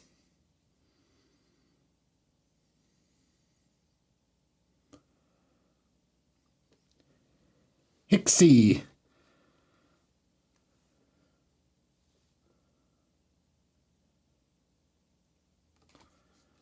Thanks for following. Welcome. Welcome, everyone. Okay. So we did the rucksack, kind of canvasy, which I'm fine with, but the little straps, I think, clearly look like leather. So we're going to change it up to leather for those.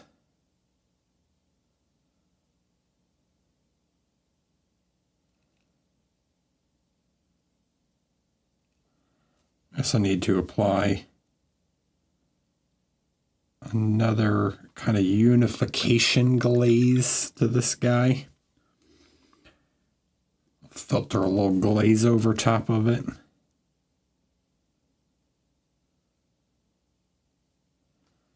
Oh, I didn't paint any of that. Whoops. All right, let me do that.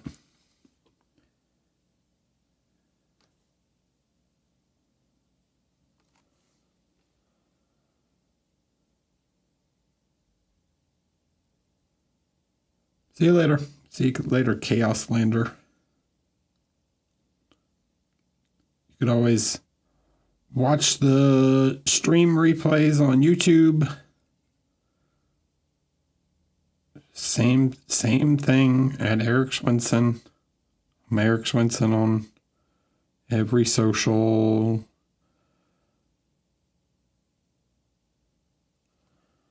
YouTube, Instagram, Twitch, Twitter that I don't use and haven't in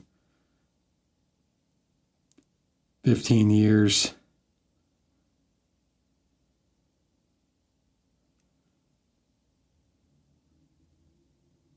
So don't go follow me on Twitter because you're not going to see anything.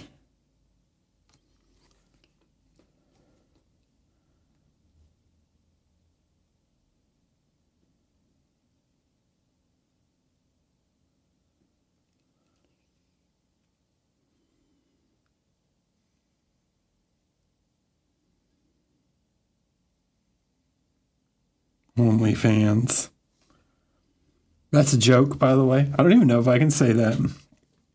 Is that word banned on Twitter or on Twitch? I mean, can I even make a joke about that?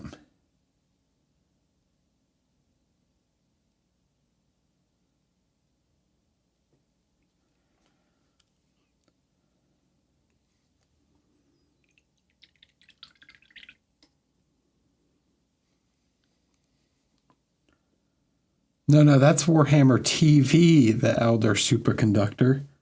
Is only hands. Huh? Anybody? Get it?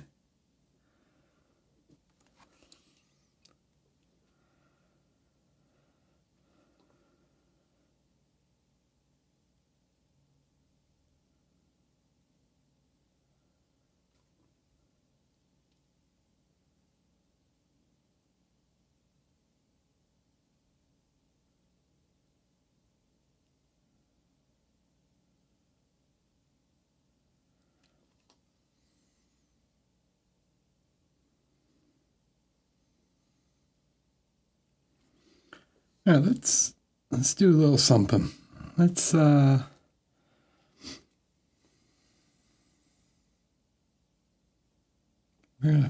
gonna put some little marks on it to look like the fabric's been kind of like scratched and torn some.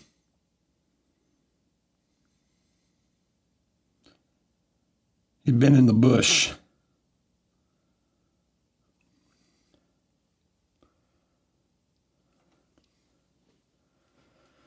Crabfishes. Hello.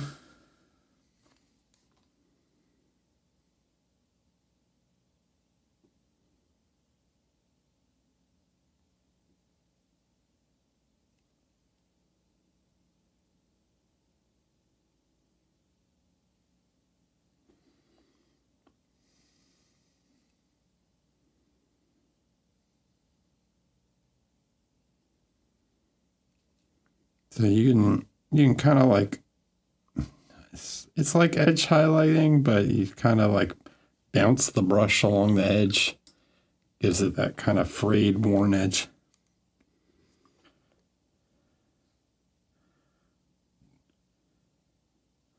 You could paint a Supreme logo on the back.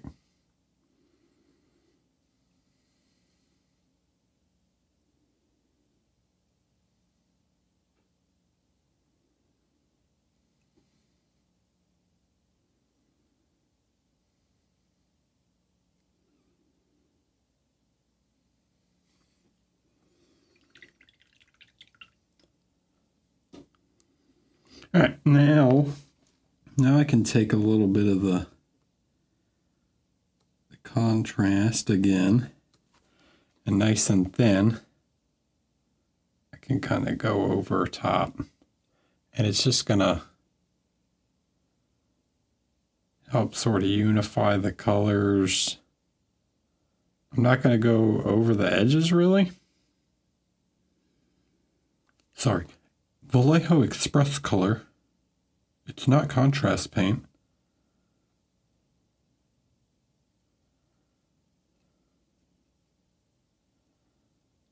I feel like it's like Q-tips, like you're just not getting away from that.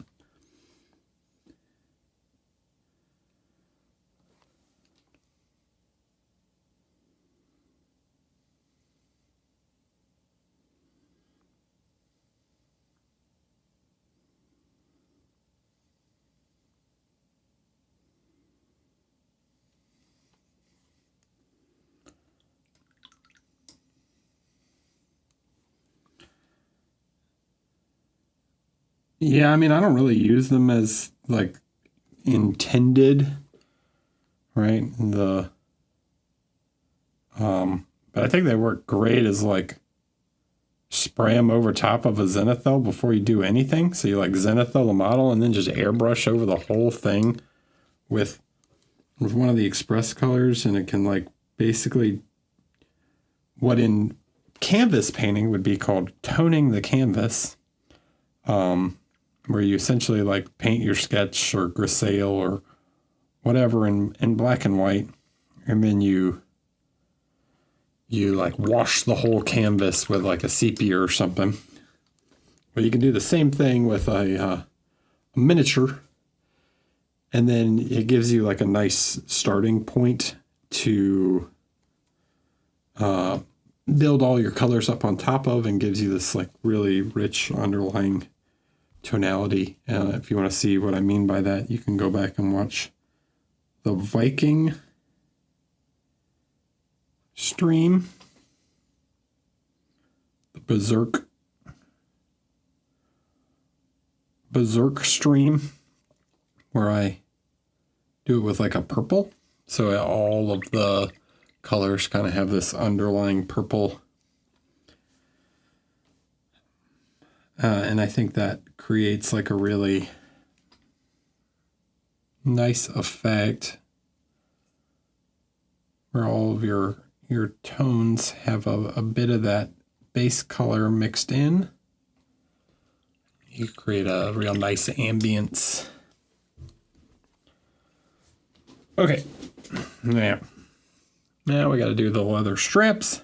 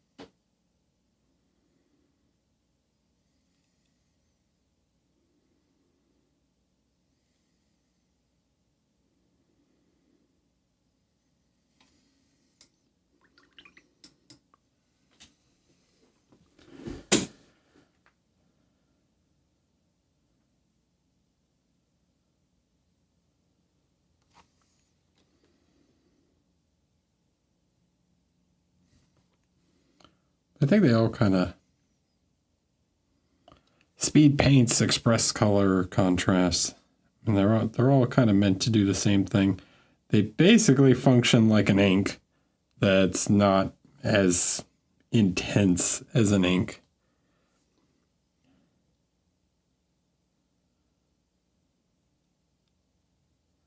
So I actually really like them for airbrushing. I mean, you can use them just like an ink, but they're not as glossy, and they're not quite as like if you want to just airbrush a filter of color over top of something just to add a little interest, It's an easy way to like a more controllable way to do it than to use an ink, which can be like really rapidly affect the color.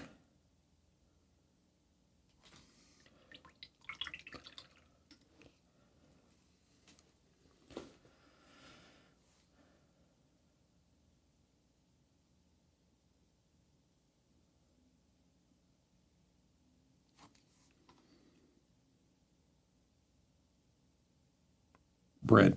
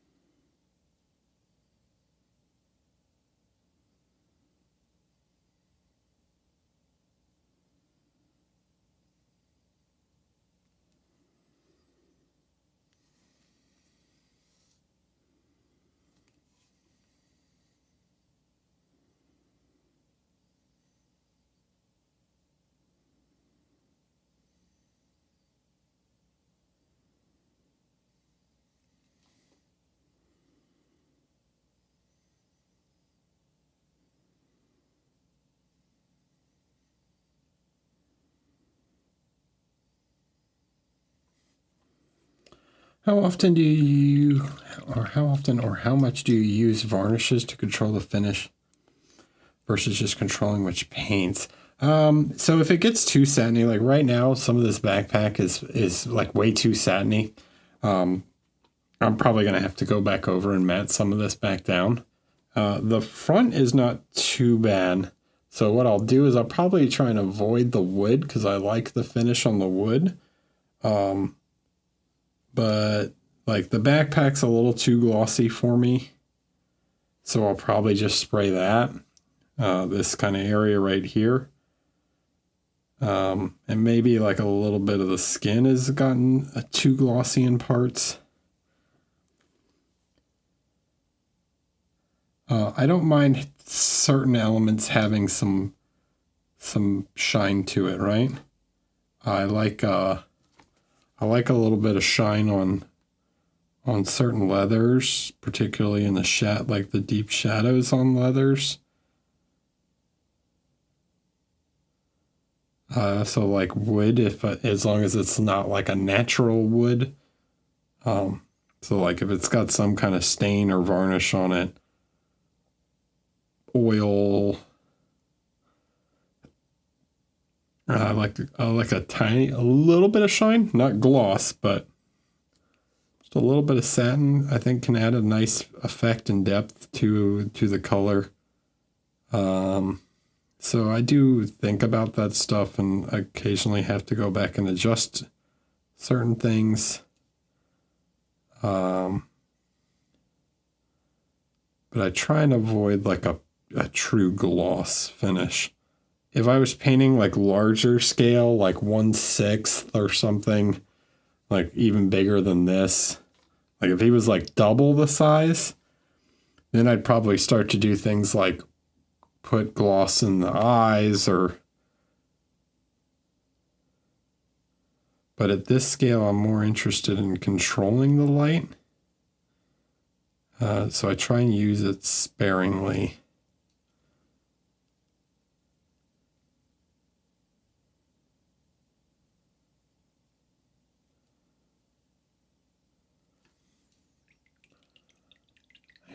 I hope that answered the question.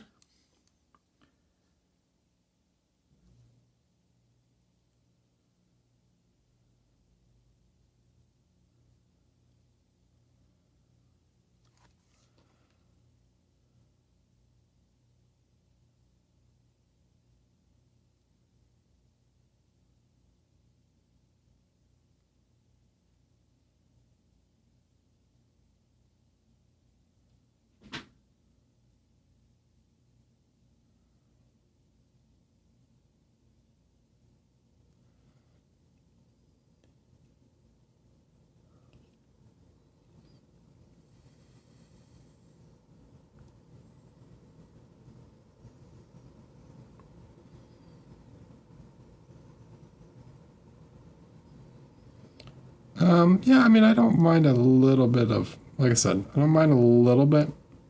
I think a all matte can look fine, but it can also make your paint job look kind of dull, right? I mean, it's sort of what it's meant to do.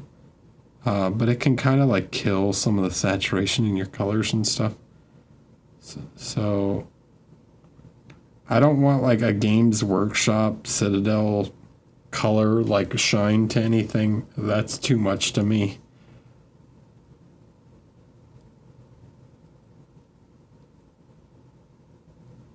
I think Francesco Farabi said that the heavy metal models look like they're dipped in honey.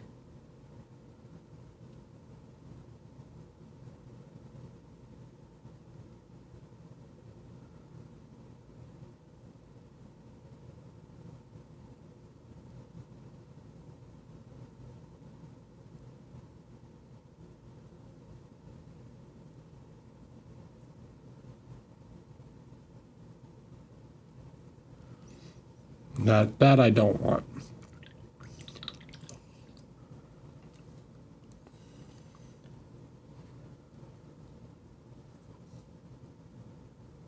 Yeah, Vallejo Model Color is like a nice, and it depends on which paint you're using also, but it's like a nice in between. I find Scale 75 can sometimes be too matte.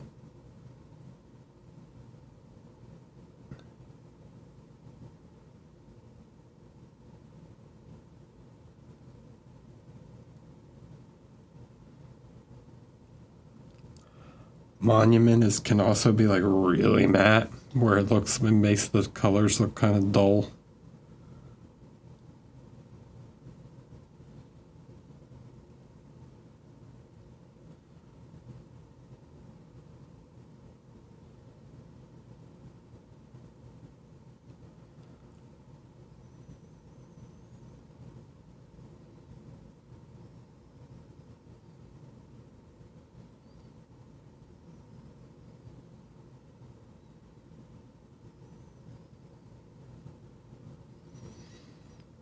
Yeah, I think that works.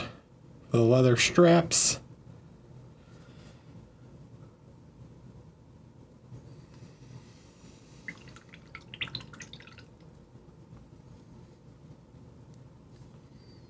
I really have no idea what that bullshit is back in here. I don't know what this is he sculpted. I'm just going to paint it black because I don't care.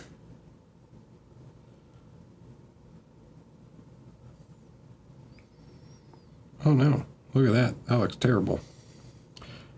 Not that you should be flipping a model over like this anyways, but if you see it, get rid of it.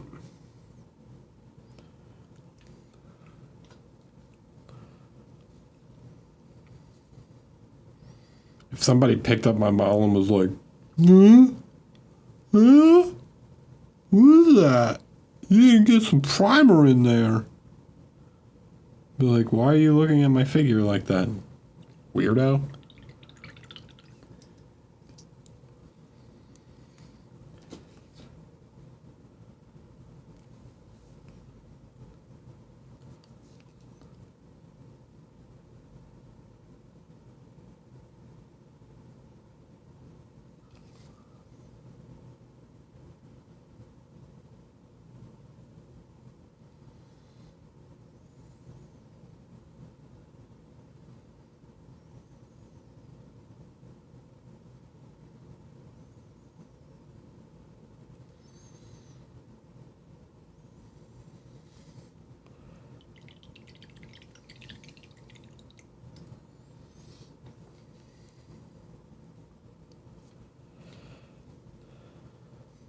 I mean, you should paint like all around, right?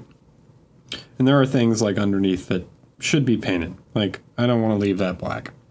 You can look at it like this and you can clearly see that like underneath is not painted. But like things like up underneath his armpits and stuff that you'd have to literally flip the model upside down to see, like, get real, dude.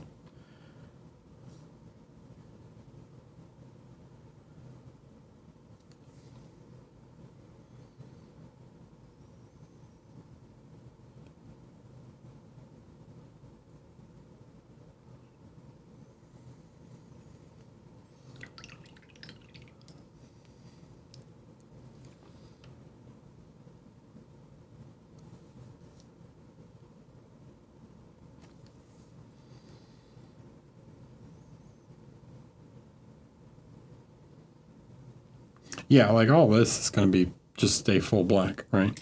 Underneath the backpack here, you can clearly see that it's like been cut away. So that I leave black.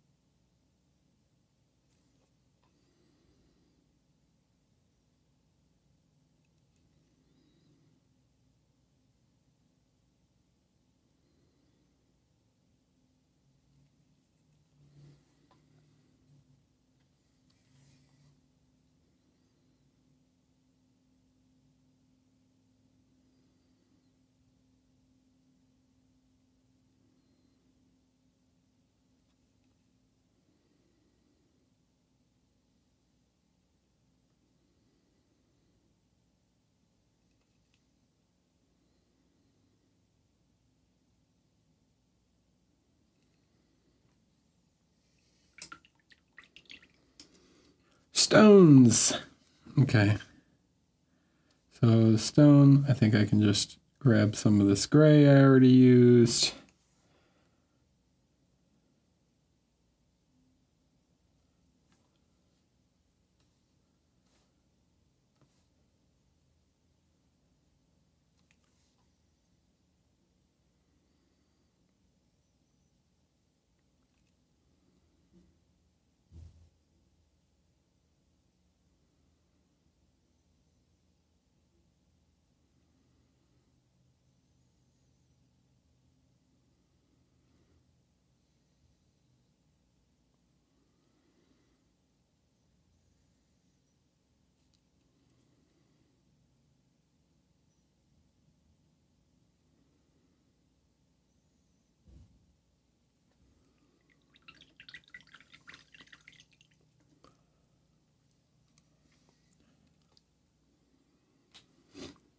Red.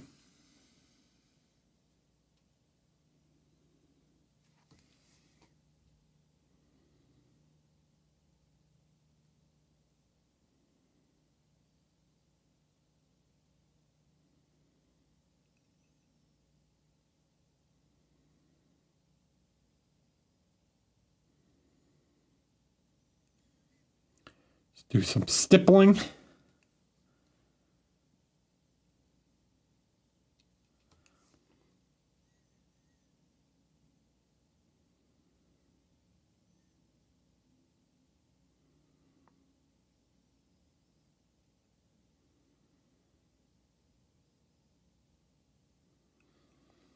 Remember that the inside of the brim, it's going to be much lighter.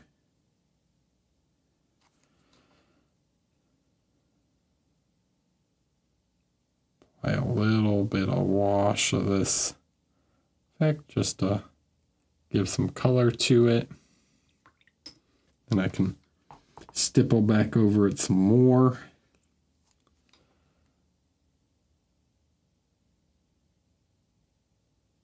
I don't want too much, just enough to kind of affect the transition point.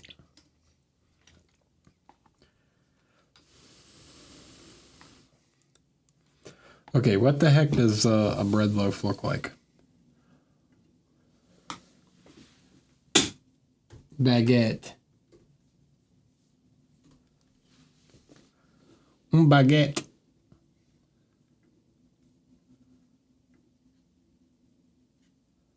Okay, interesting.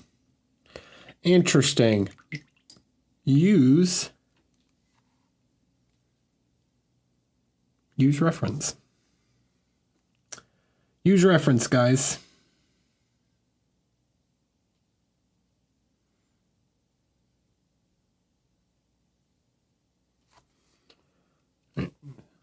very not what I would have initially pictured.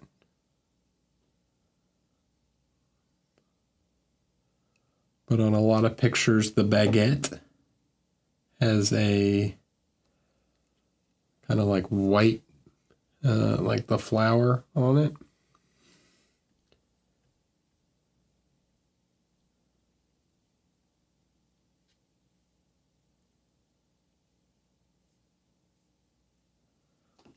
On the crust.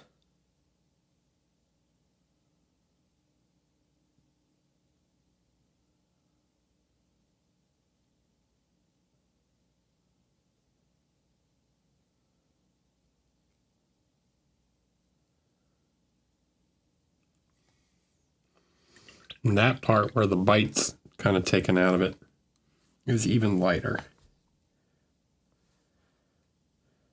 than the other part where it is still baked a little bit.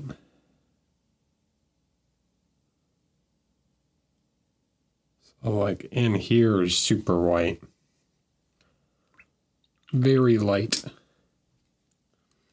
Where here is lighter, but it's not like ultra bright. So now we got to go use some of this orange with the brown. And the whole thing is like very, I'm actually going to grab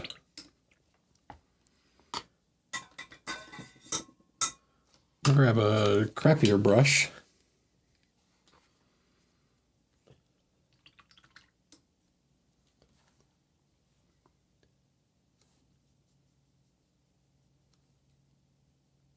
I'm going to dab some of it off on a paper towel. And I'm just going to go around and stipple with an old brush.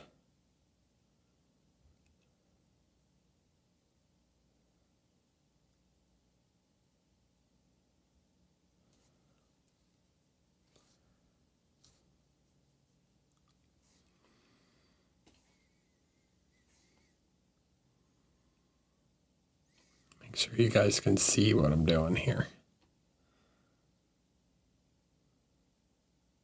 See how crappy this brush is?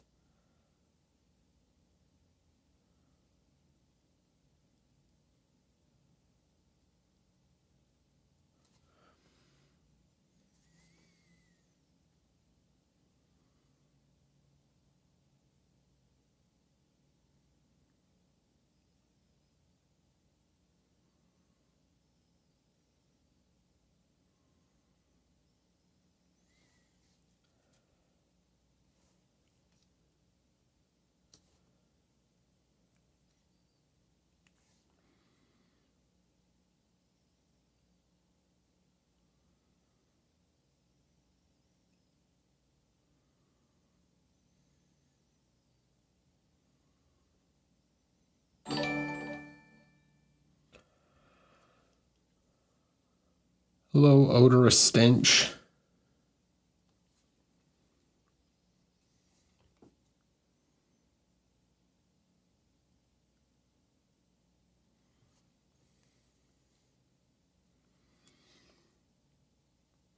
So just kind of stipple some color, and now the brush is getting too big.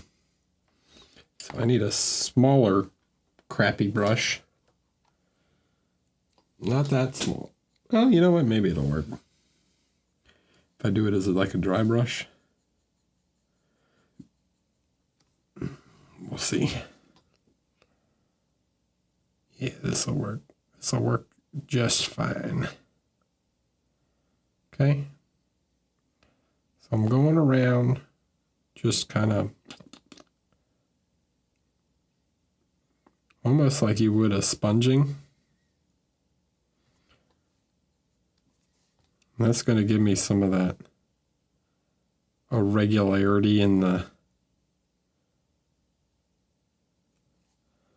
crust. And it really goes up to like a golden color.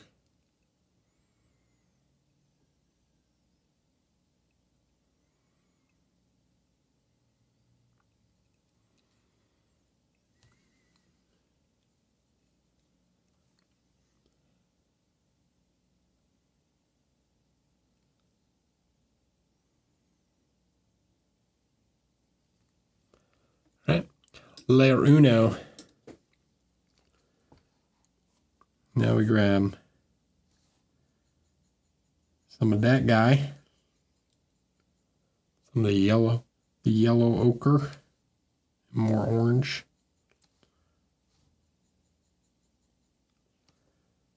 Do the same thing.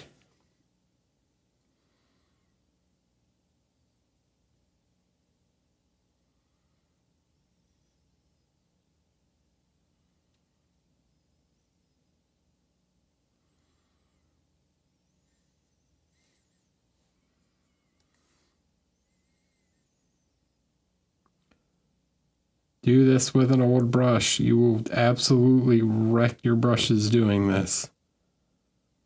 Also, never throw away old brushes. They always have a use. They have a use when they're just handles.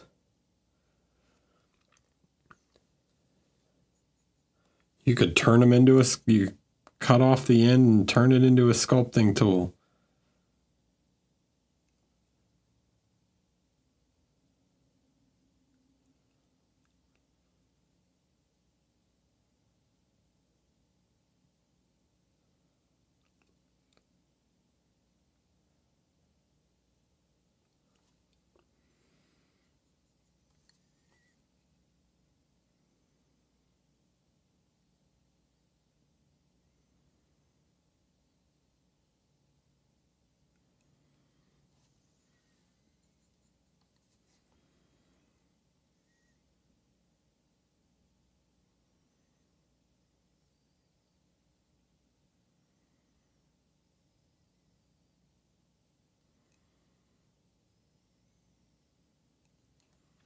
Okay. So you're getting that kind of uneven effect. I think it goes, not really one more layer lighter than this, but we're going to add just a touch of this. And then we're going to put that glaze over top of it. Then we'll pick out all the edges. Well, actually first, okay. So, right, got some kind of randomness to the texture of the bread. Now this is an interesting part. There, oh wait, I need to do the glaze first. All right. I'm gonna use the same thing and kind of do the glaze sort of random also. That delicious golden brown crust. Okay.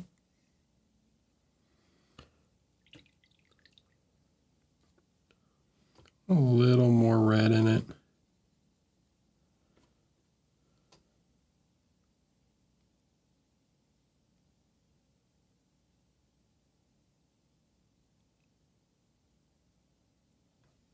Something like that.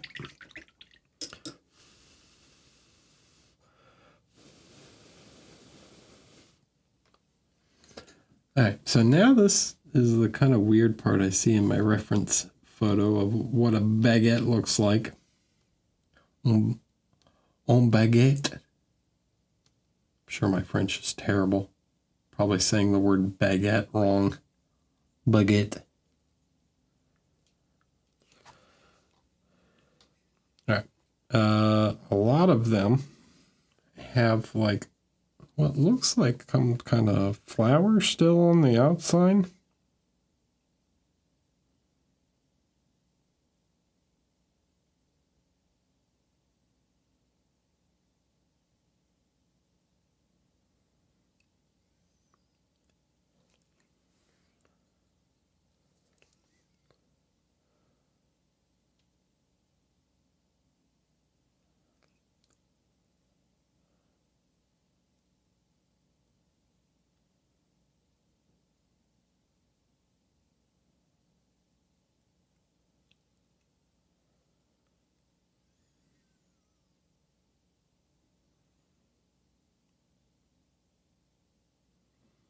I don't know.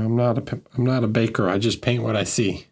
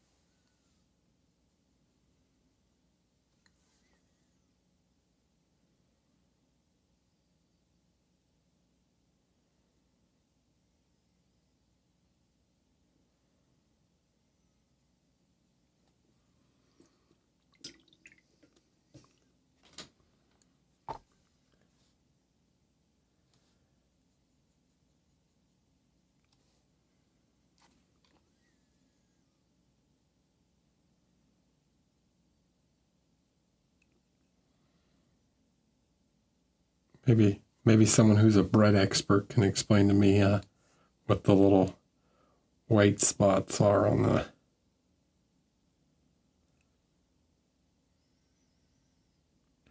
the crust.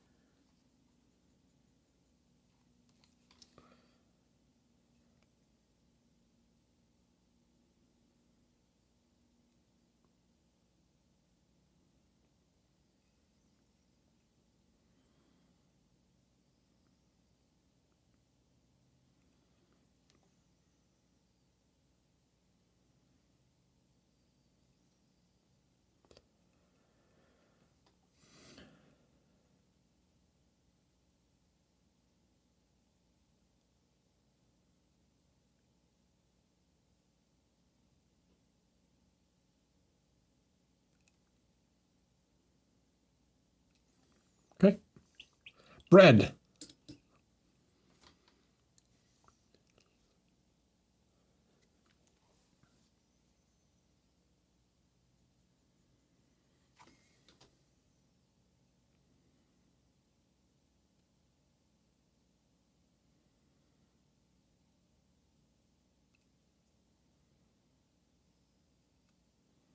Looks delicious. I'll put a couple of these little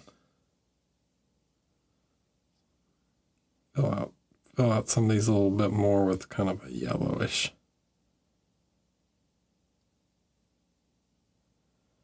There we go.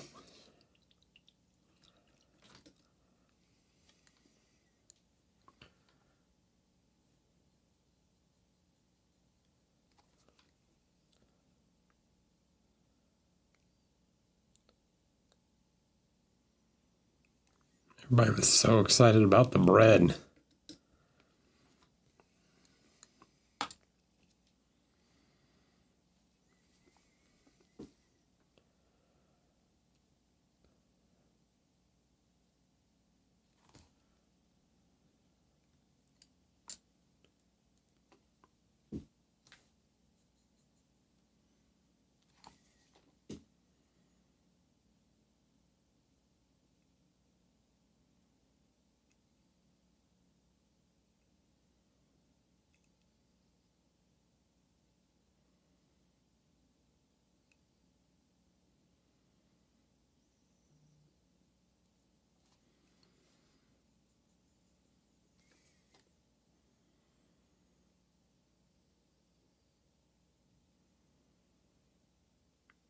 It's kind of what I assumed, was that it's some kind of flour that didn't, like maybe it was sprinkled on top that didn't get mixed or something. I don't know.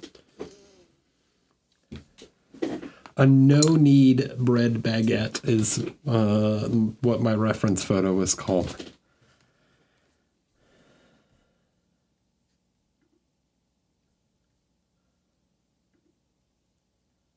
French crust, something, I don't know. A lot of pictures though. If you look at classic crusty French baguettes, if you look at reference photos for baguettes, they have that like white on the crust.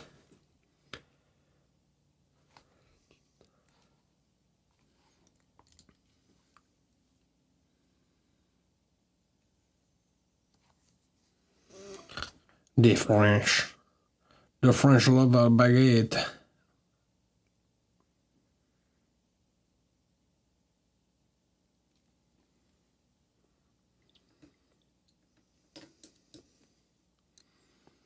I can't think of a baguette without thinking of that scene from... Do you guys watch Twin Peaks?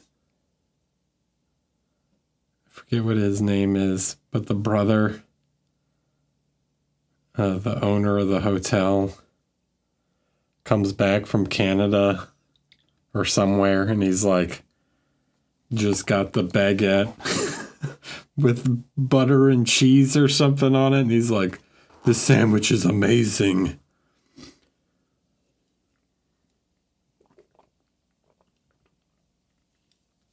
You have to try this sandwich. Is it Liam or something? Can't remember. It's been a while since I watched Twin Peaks. But it's just so weird.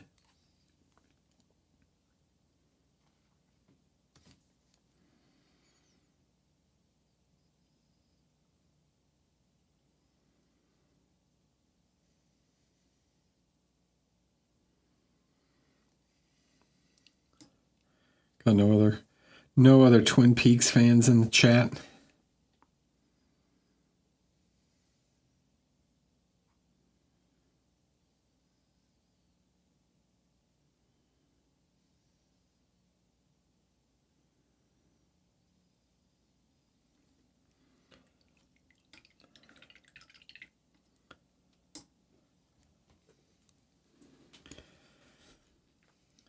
All right. I think I'm going to take another quick smoke break.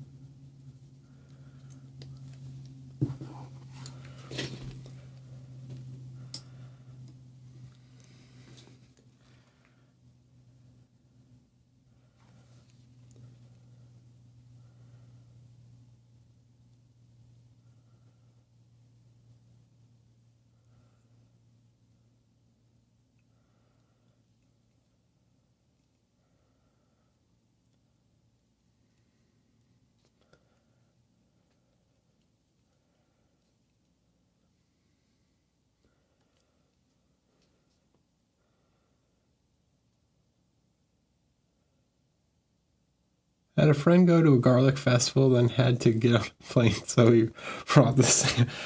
Dude, I wouldn't have a problem with that. Love me some garlic.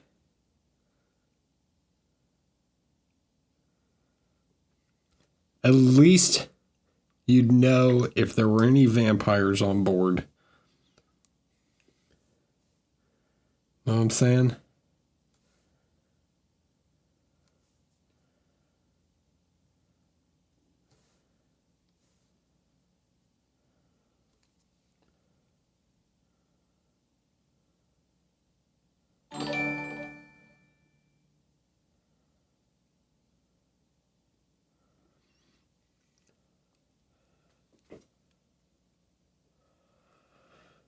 Hello, Intermodeo. Thanks for following. Welcome. Welcome to the stream.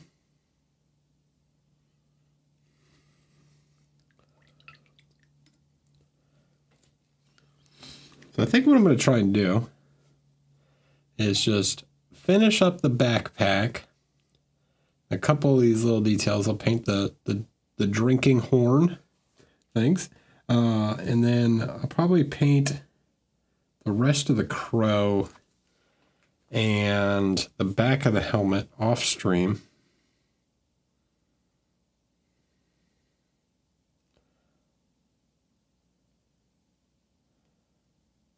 And then next week,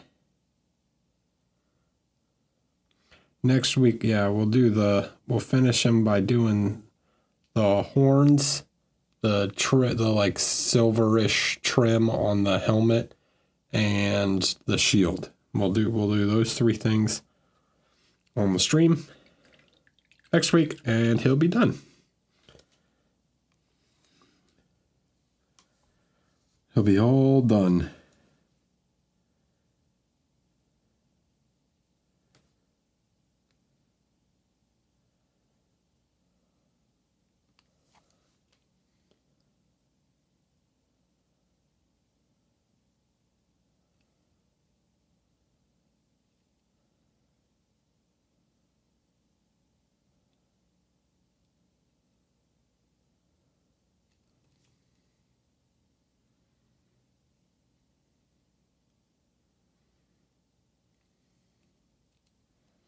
I haven't decided yet. I want to do something kind of Celtic slash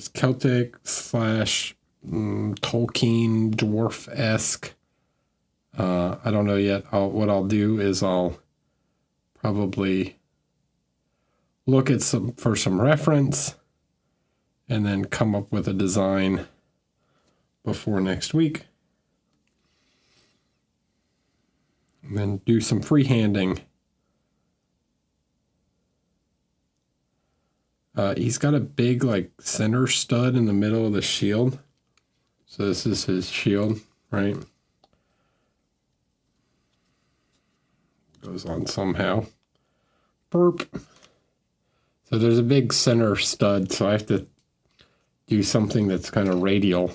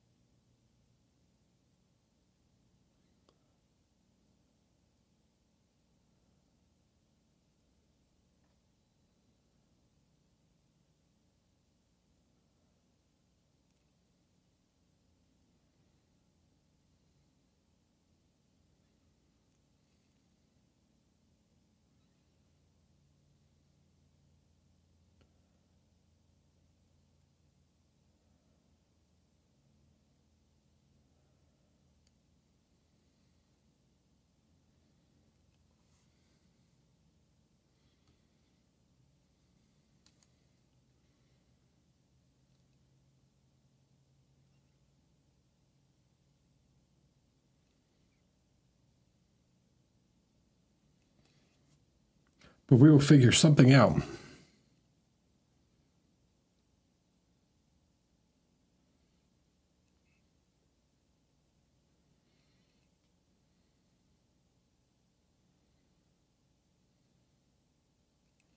And it will be cool.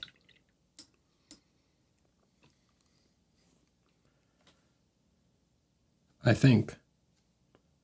Or won't, I don't know.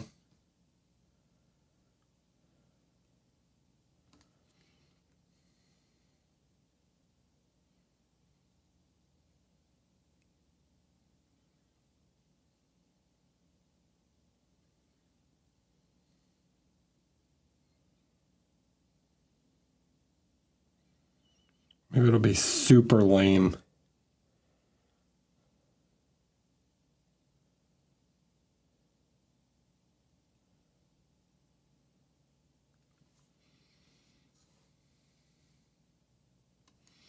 I'm gonna paint a big clown face. All right, I'm gonna paint a big clown face with a big red nose as like the thing in the middle.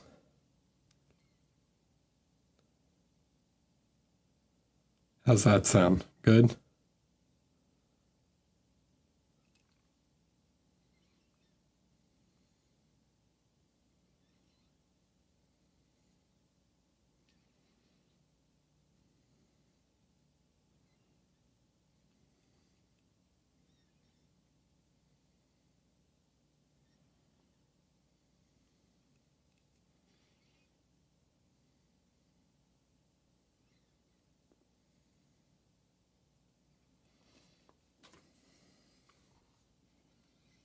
Glad everyone agrees with me.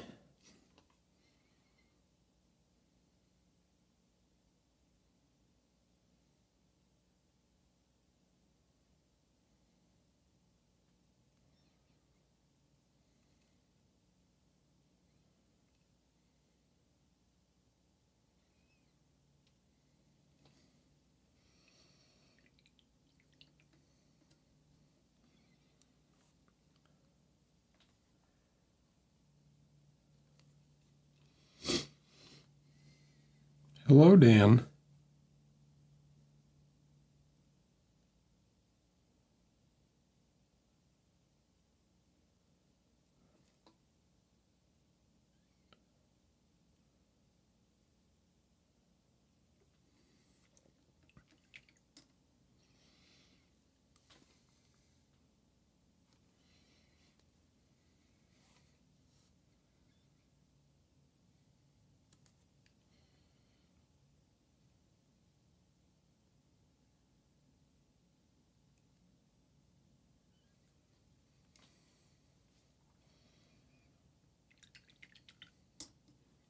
No, the clown face not a good choice. All right.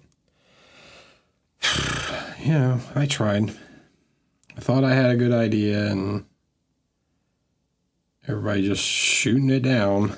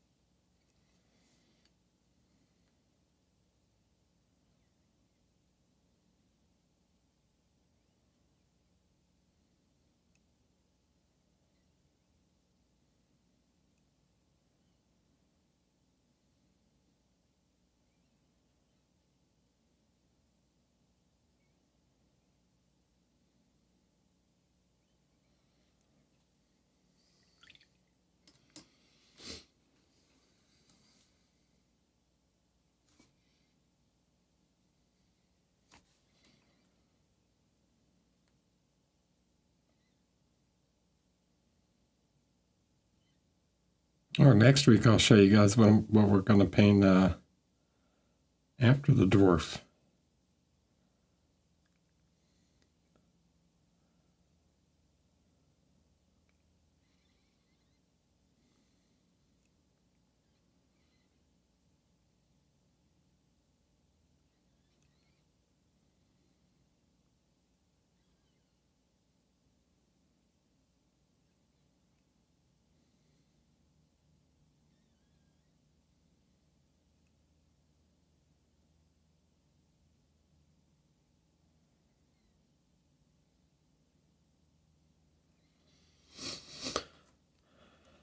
Nope.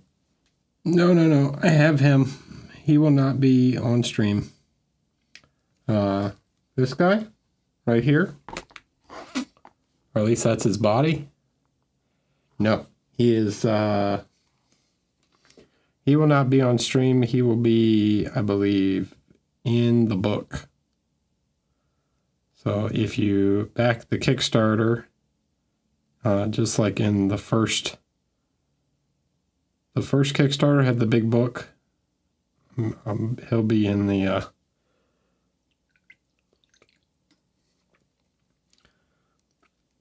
the book.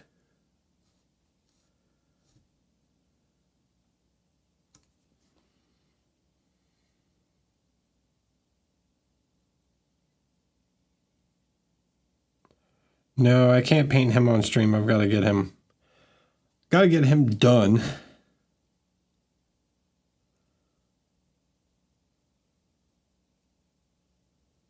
I don't have the time to spend weeks painting him on stream.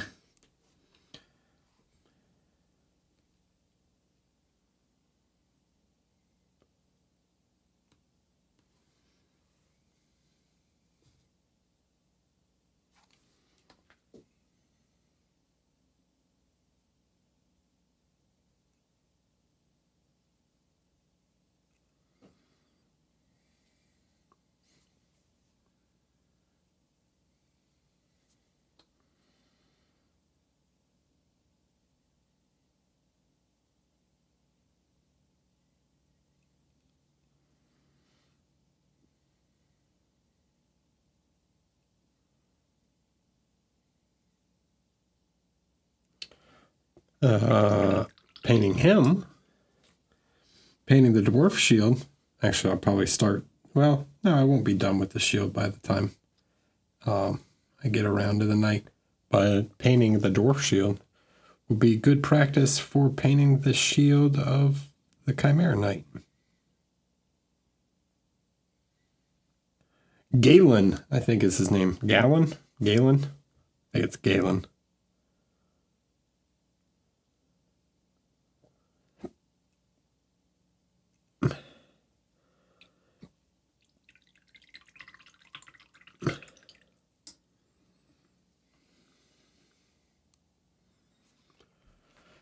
Do you ever get stuck on a box art that you have to do kind of paint or block or no? No, Gary, I just push through.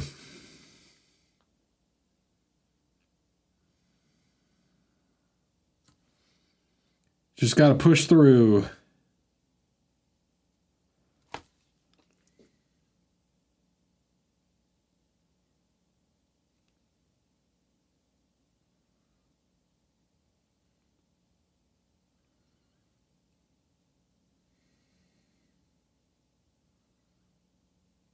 I'm motivated by the desire to eat food.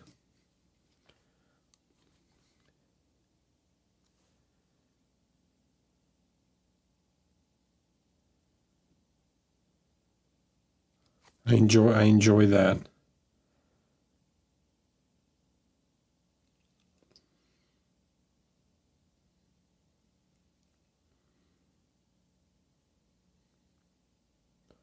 There is times when I will maybe not know how I want to do a particular thing on a figure. Like I haven't got a clear picture. I want to paint a specific element or something. Like right now, I don't know what I want to do on the shield. I have a rough idea on the dwarf to do something Celtic, right? But I don't have a specific picture or design in mind. So it's something I just, I will try and solve other things on the figure and then come back to it.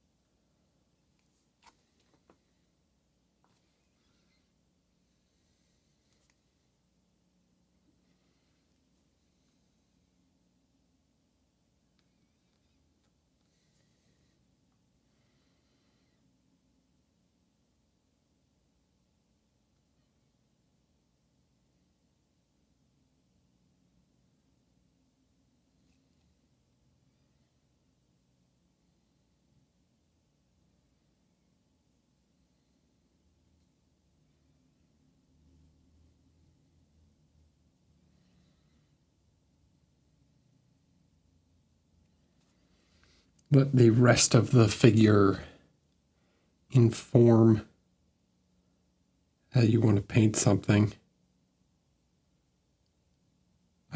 Most of the time, I've had this asked before, but most of the time I don't have exactly a clear picture in my head how I want or a clear idea of how I want to paint the figure, right?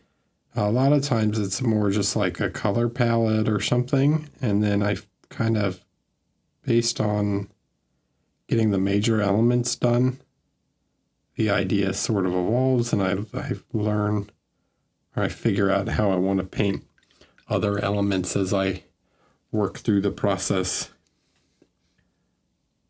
Very rarely do I have like a 100% clear picture in mind of like what the figure is going to look like when it's finished.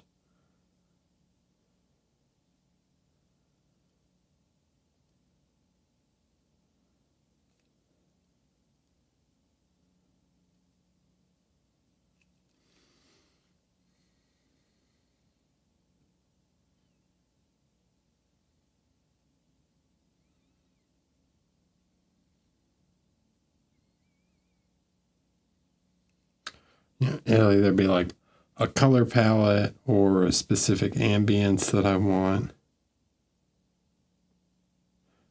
Like on the knight, the paladin. I have a color palette in mind. So I will go based off of that, but then like,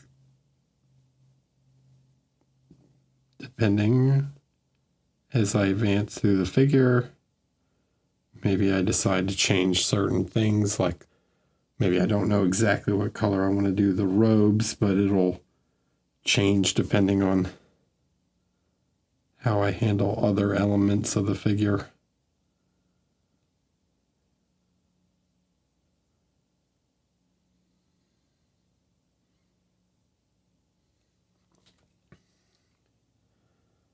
Buckles.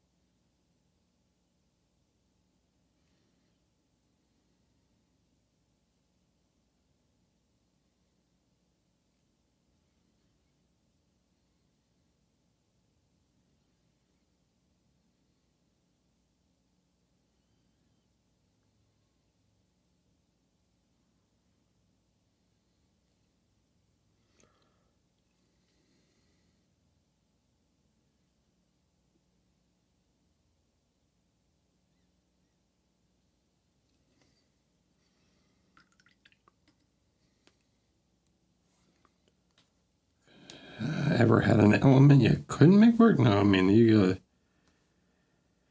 no, not really. You just gotta, I mean, there's stuff I've changed, right? Like there's, yeah, you may be like, oh, this isn't working, and then you've got to just repaint it because it's not working. I never try and force anything to work. Like if an idea is not working, change it.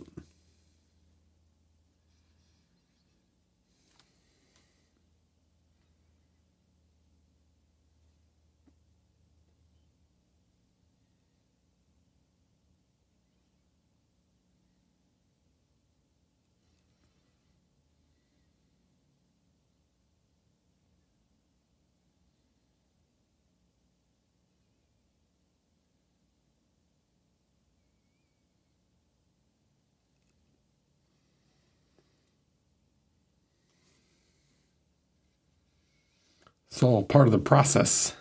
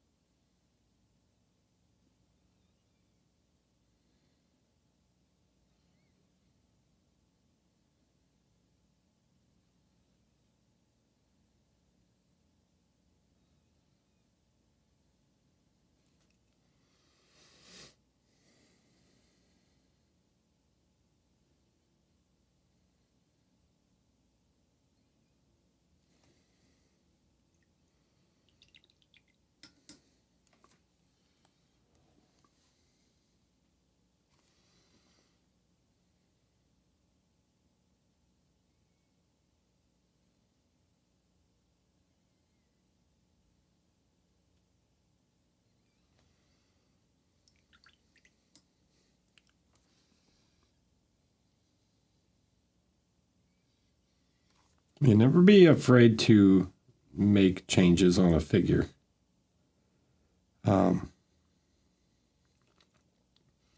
Normally, if you look at something and it's not working, in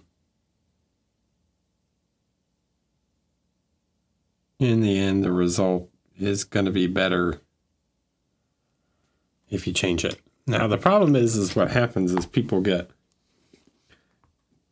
really focused on one thing.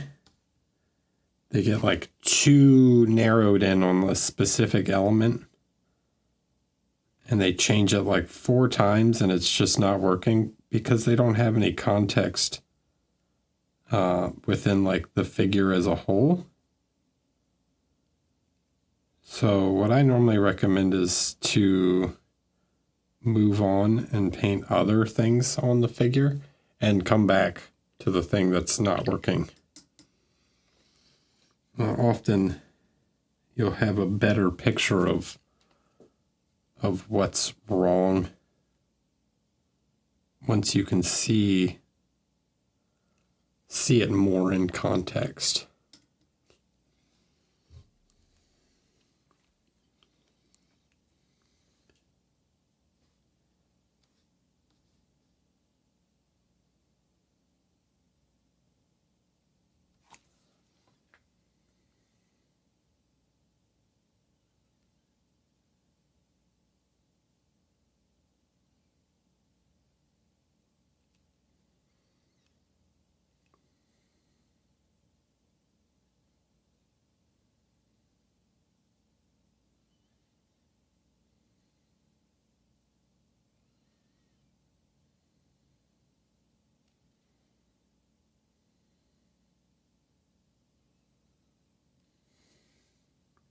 Don't get caught up in the small stuff, basically.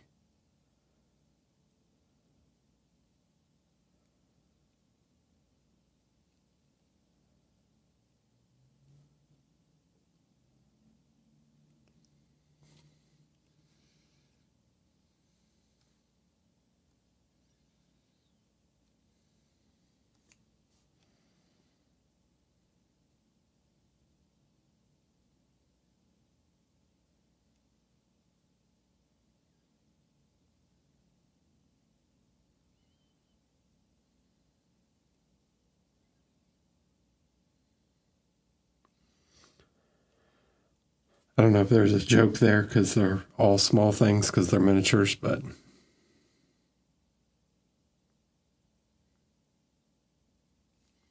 you get what I'm saying.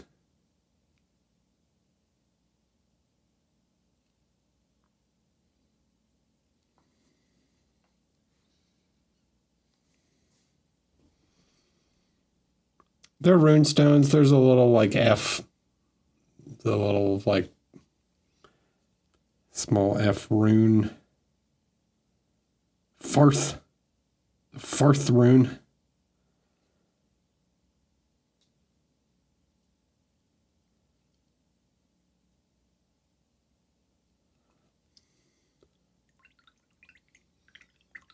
Froon.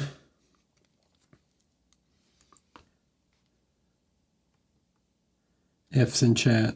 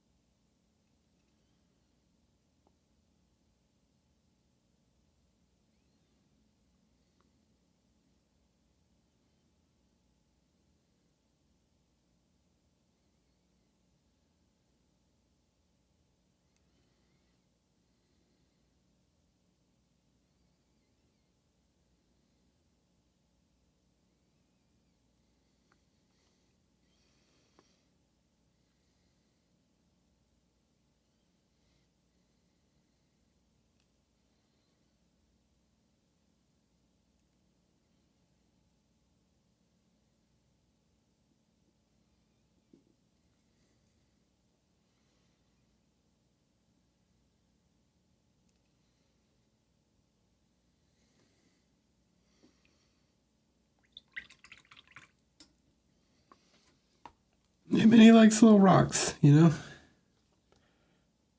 He's got a lucky rock.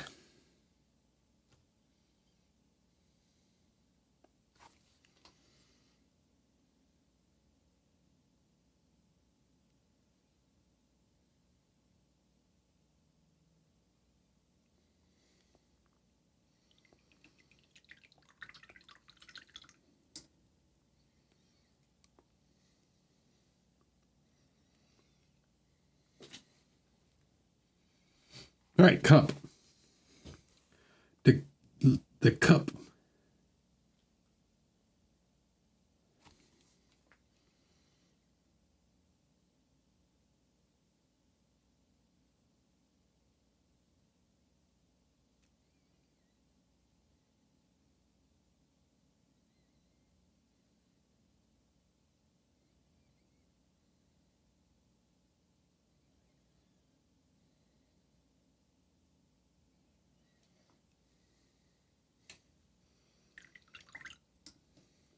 Hi, Joe.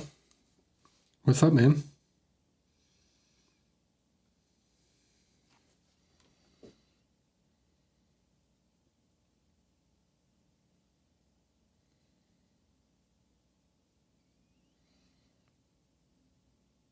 Joe.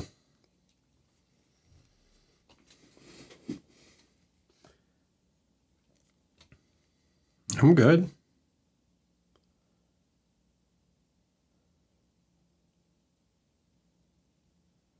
Joe, did you ever get feedback on your P3 piece?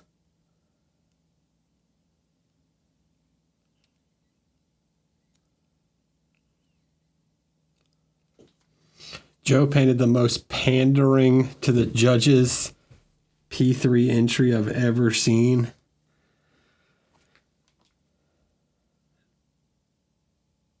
And it paid off in a recognition of artistry coin.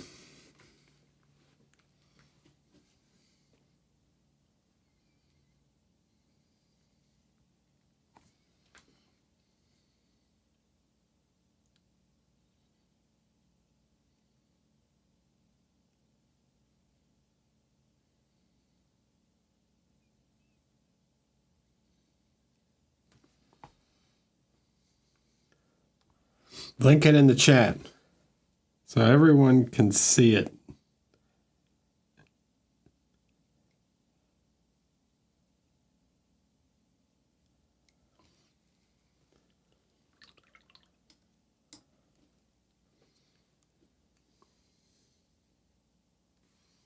No.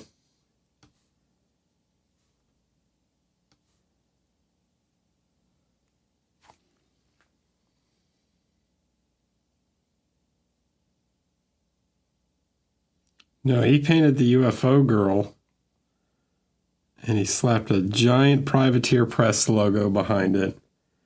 And I forget what else there was. But man.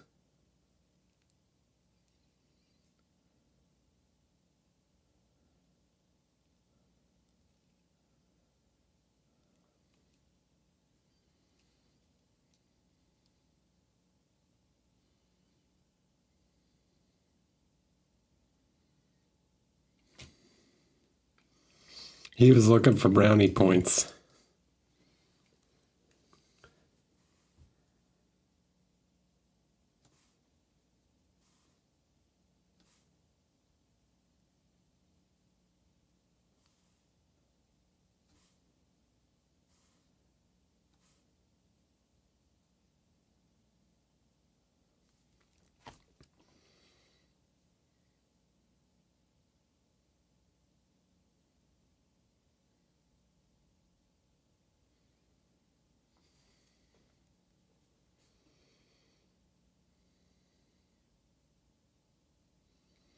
Thanks, Stigma.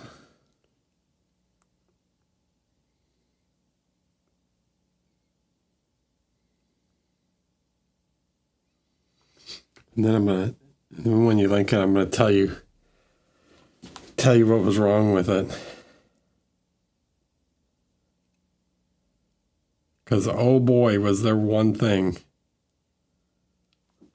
that was, and it wasn't the painting.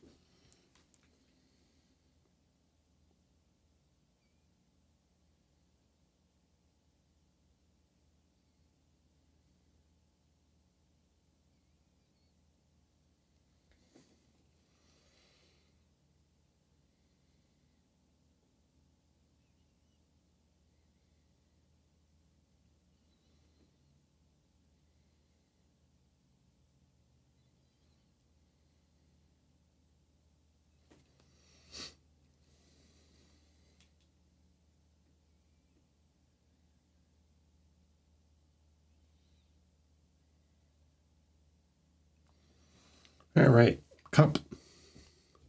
Le cup.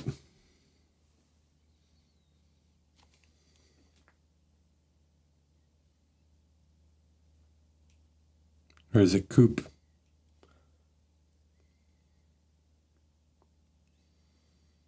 I'm just trying to annoy the French tonight. Talking about baguettes and...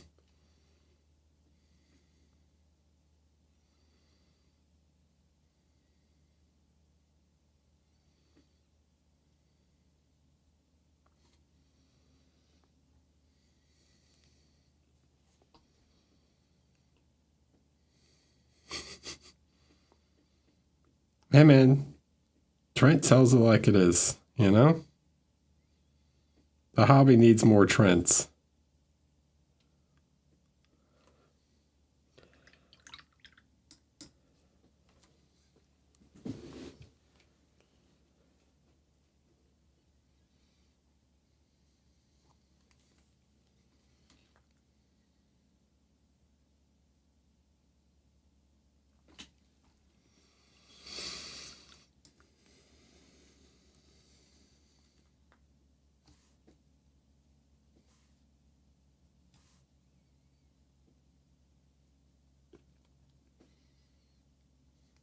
Got a lot of pats on the back going around. Sometimes we need a little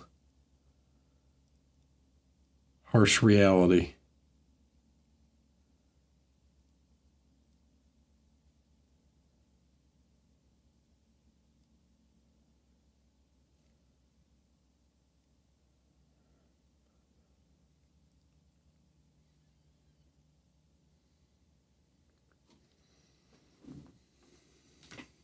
It's always constructive. It's always constructive.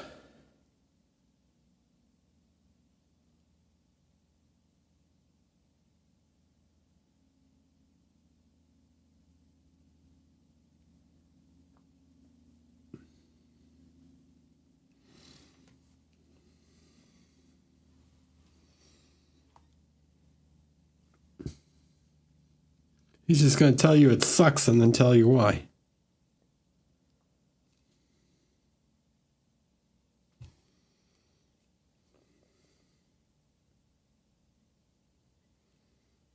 And how to fix it.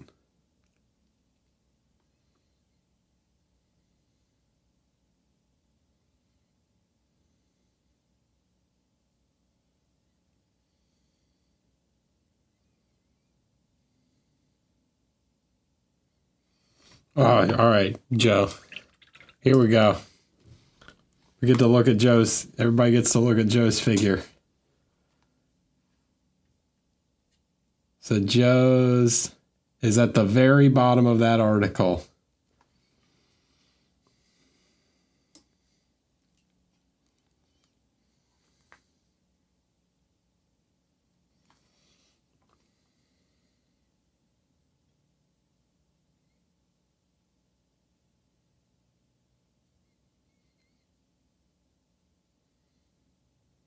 Everyone enjoy the pandering.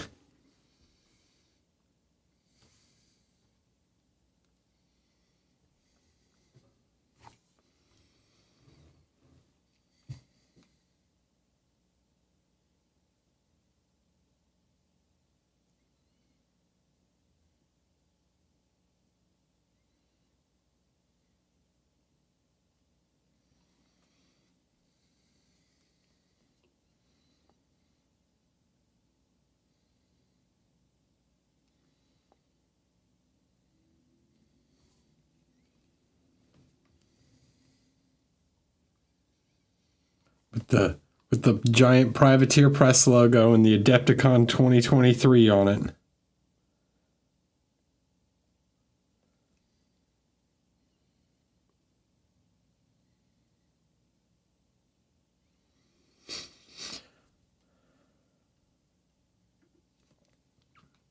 It was pretty cool. I really liked the kind of composition and layout. The painting was okay. I mean, I've seen you do better. I feel like you ran out of time.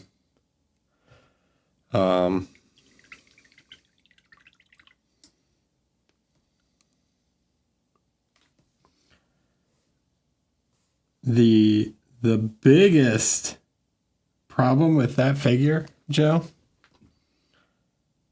was the conversion to get her looking like she's sitting down was not good. Her legs look like they are broken. Her femurs look like they are broken in half.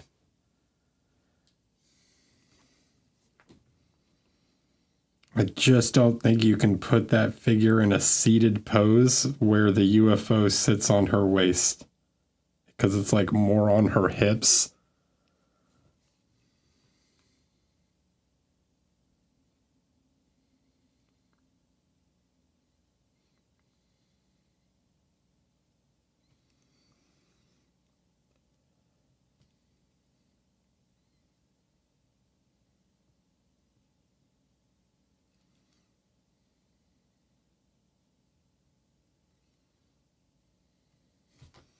I like the idea, but you should have just left her standing.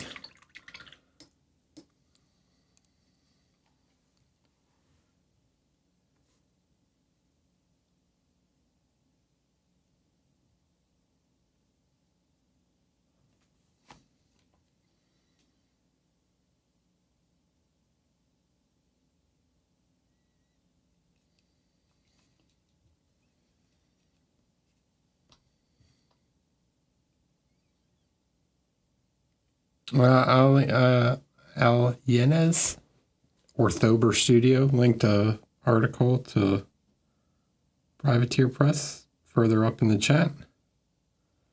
We were talking about the girl with the UFO tutu at the very bottom of the article. That was Joe's piece into the painting competition, which I judged. And cool idea. Technical execution was a bit short. But we have a special coin that we give out. Each judge hands one out, and it is the Recognition of Artistry coin, which you can get even if you don't medal in the painting competition, you can still get one for just like, we like the idea. Like, we think it's cool.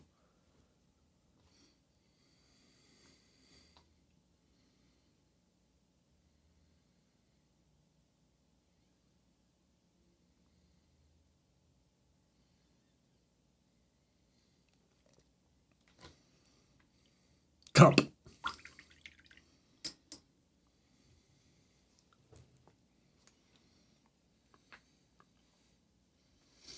It's very, yeah.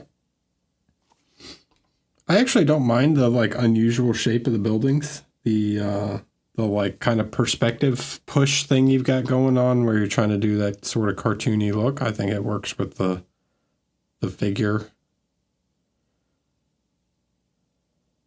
It almost looks kind of leans into like the,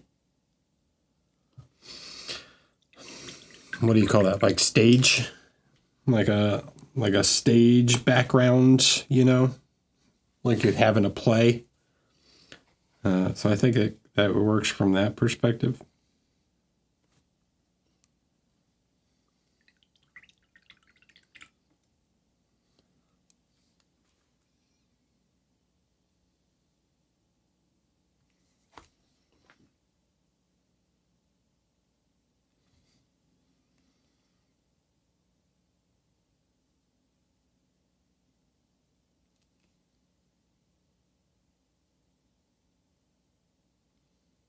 You're welcome, Joe. You just came into the chat and volunteered to get critiqued.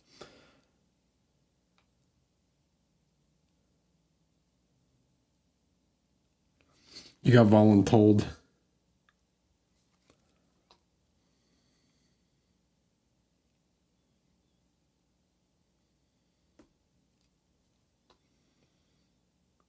And he made up for it in Resin Beast. Resin Beast gets more attention, you know, care and thought put into it than my competition does. But that's fine, you know. I see how it is. I see where your priorities are.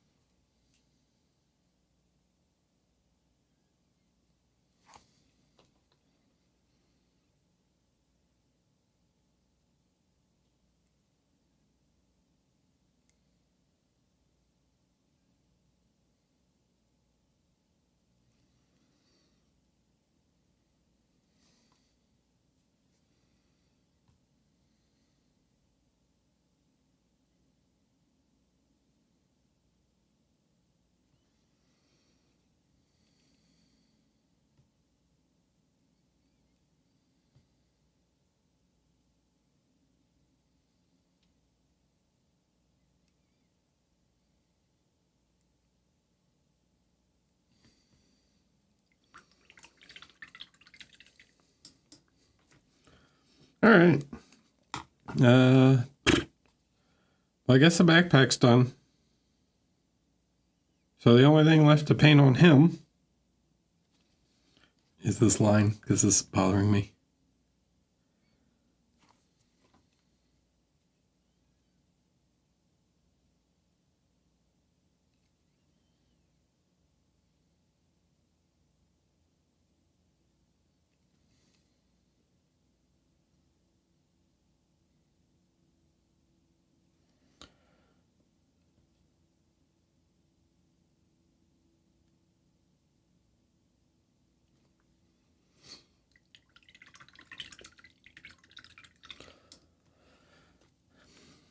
Cool.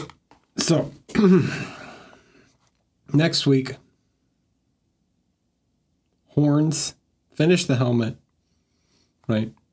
Do this part and then that part, because that'll be the same as this, and then paint the horns and then do the shield. And he'll be done. Oh!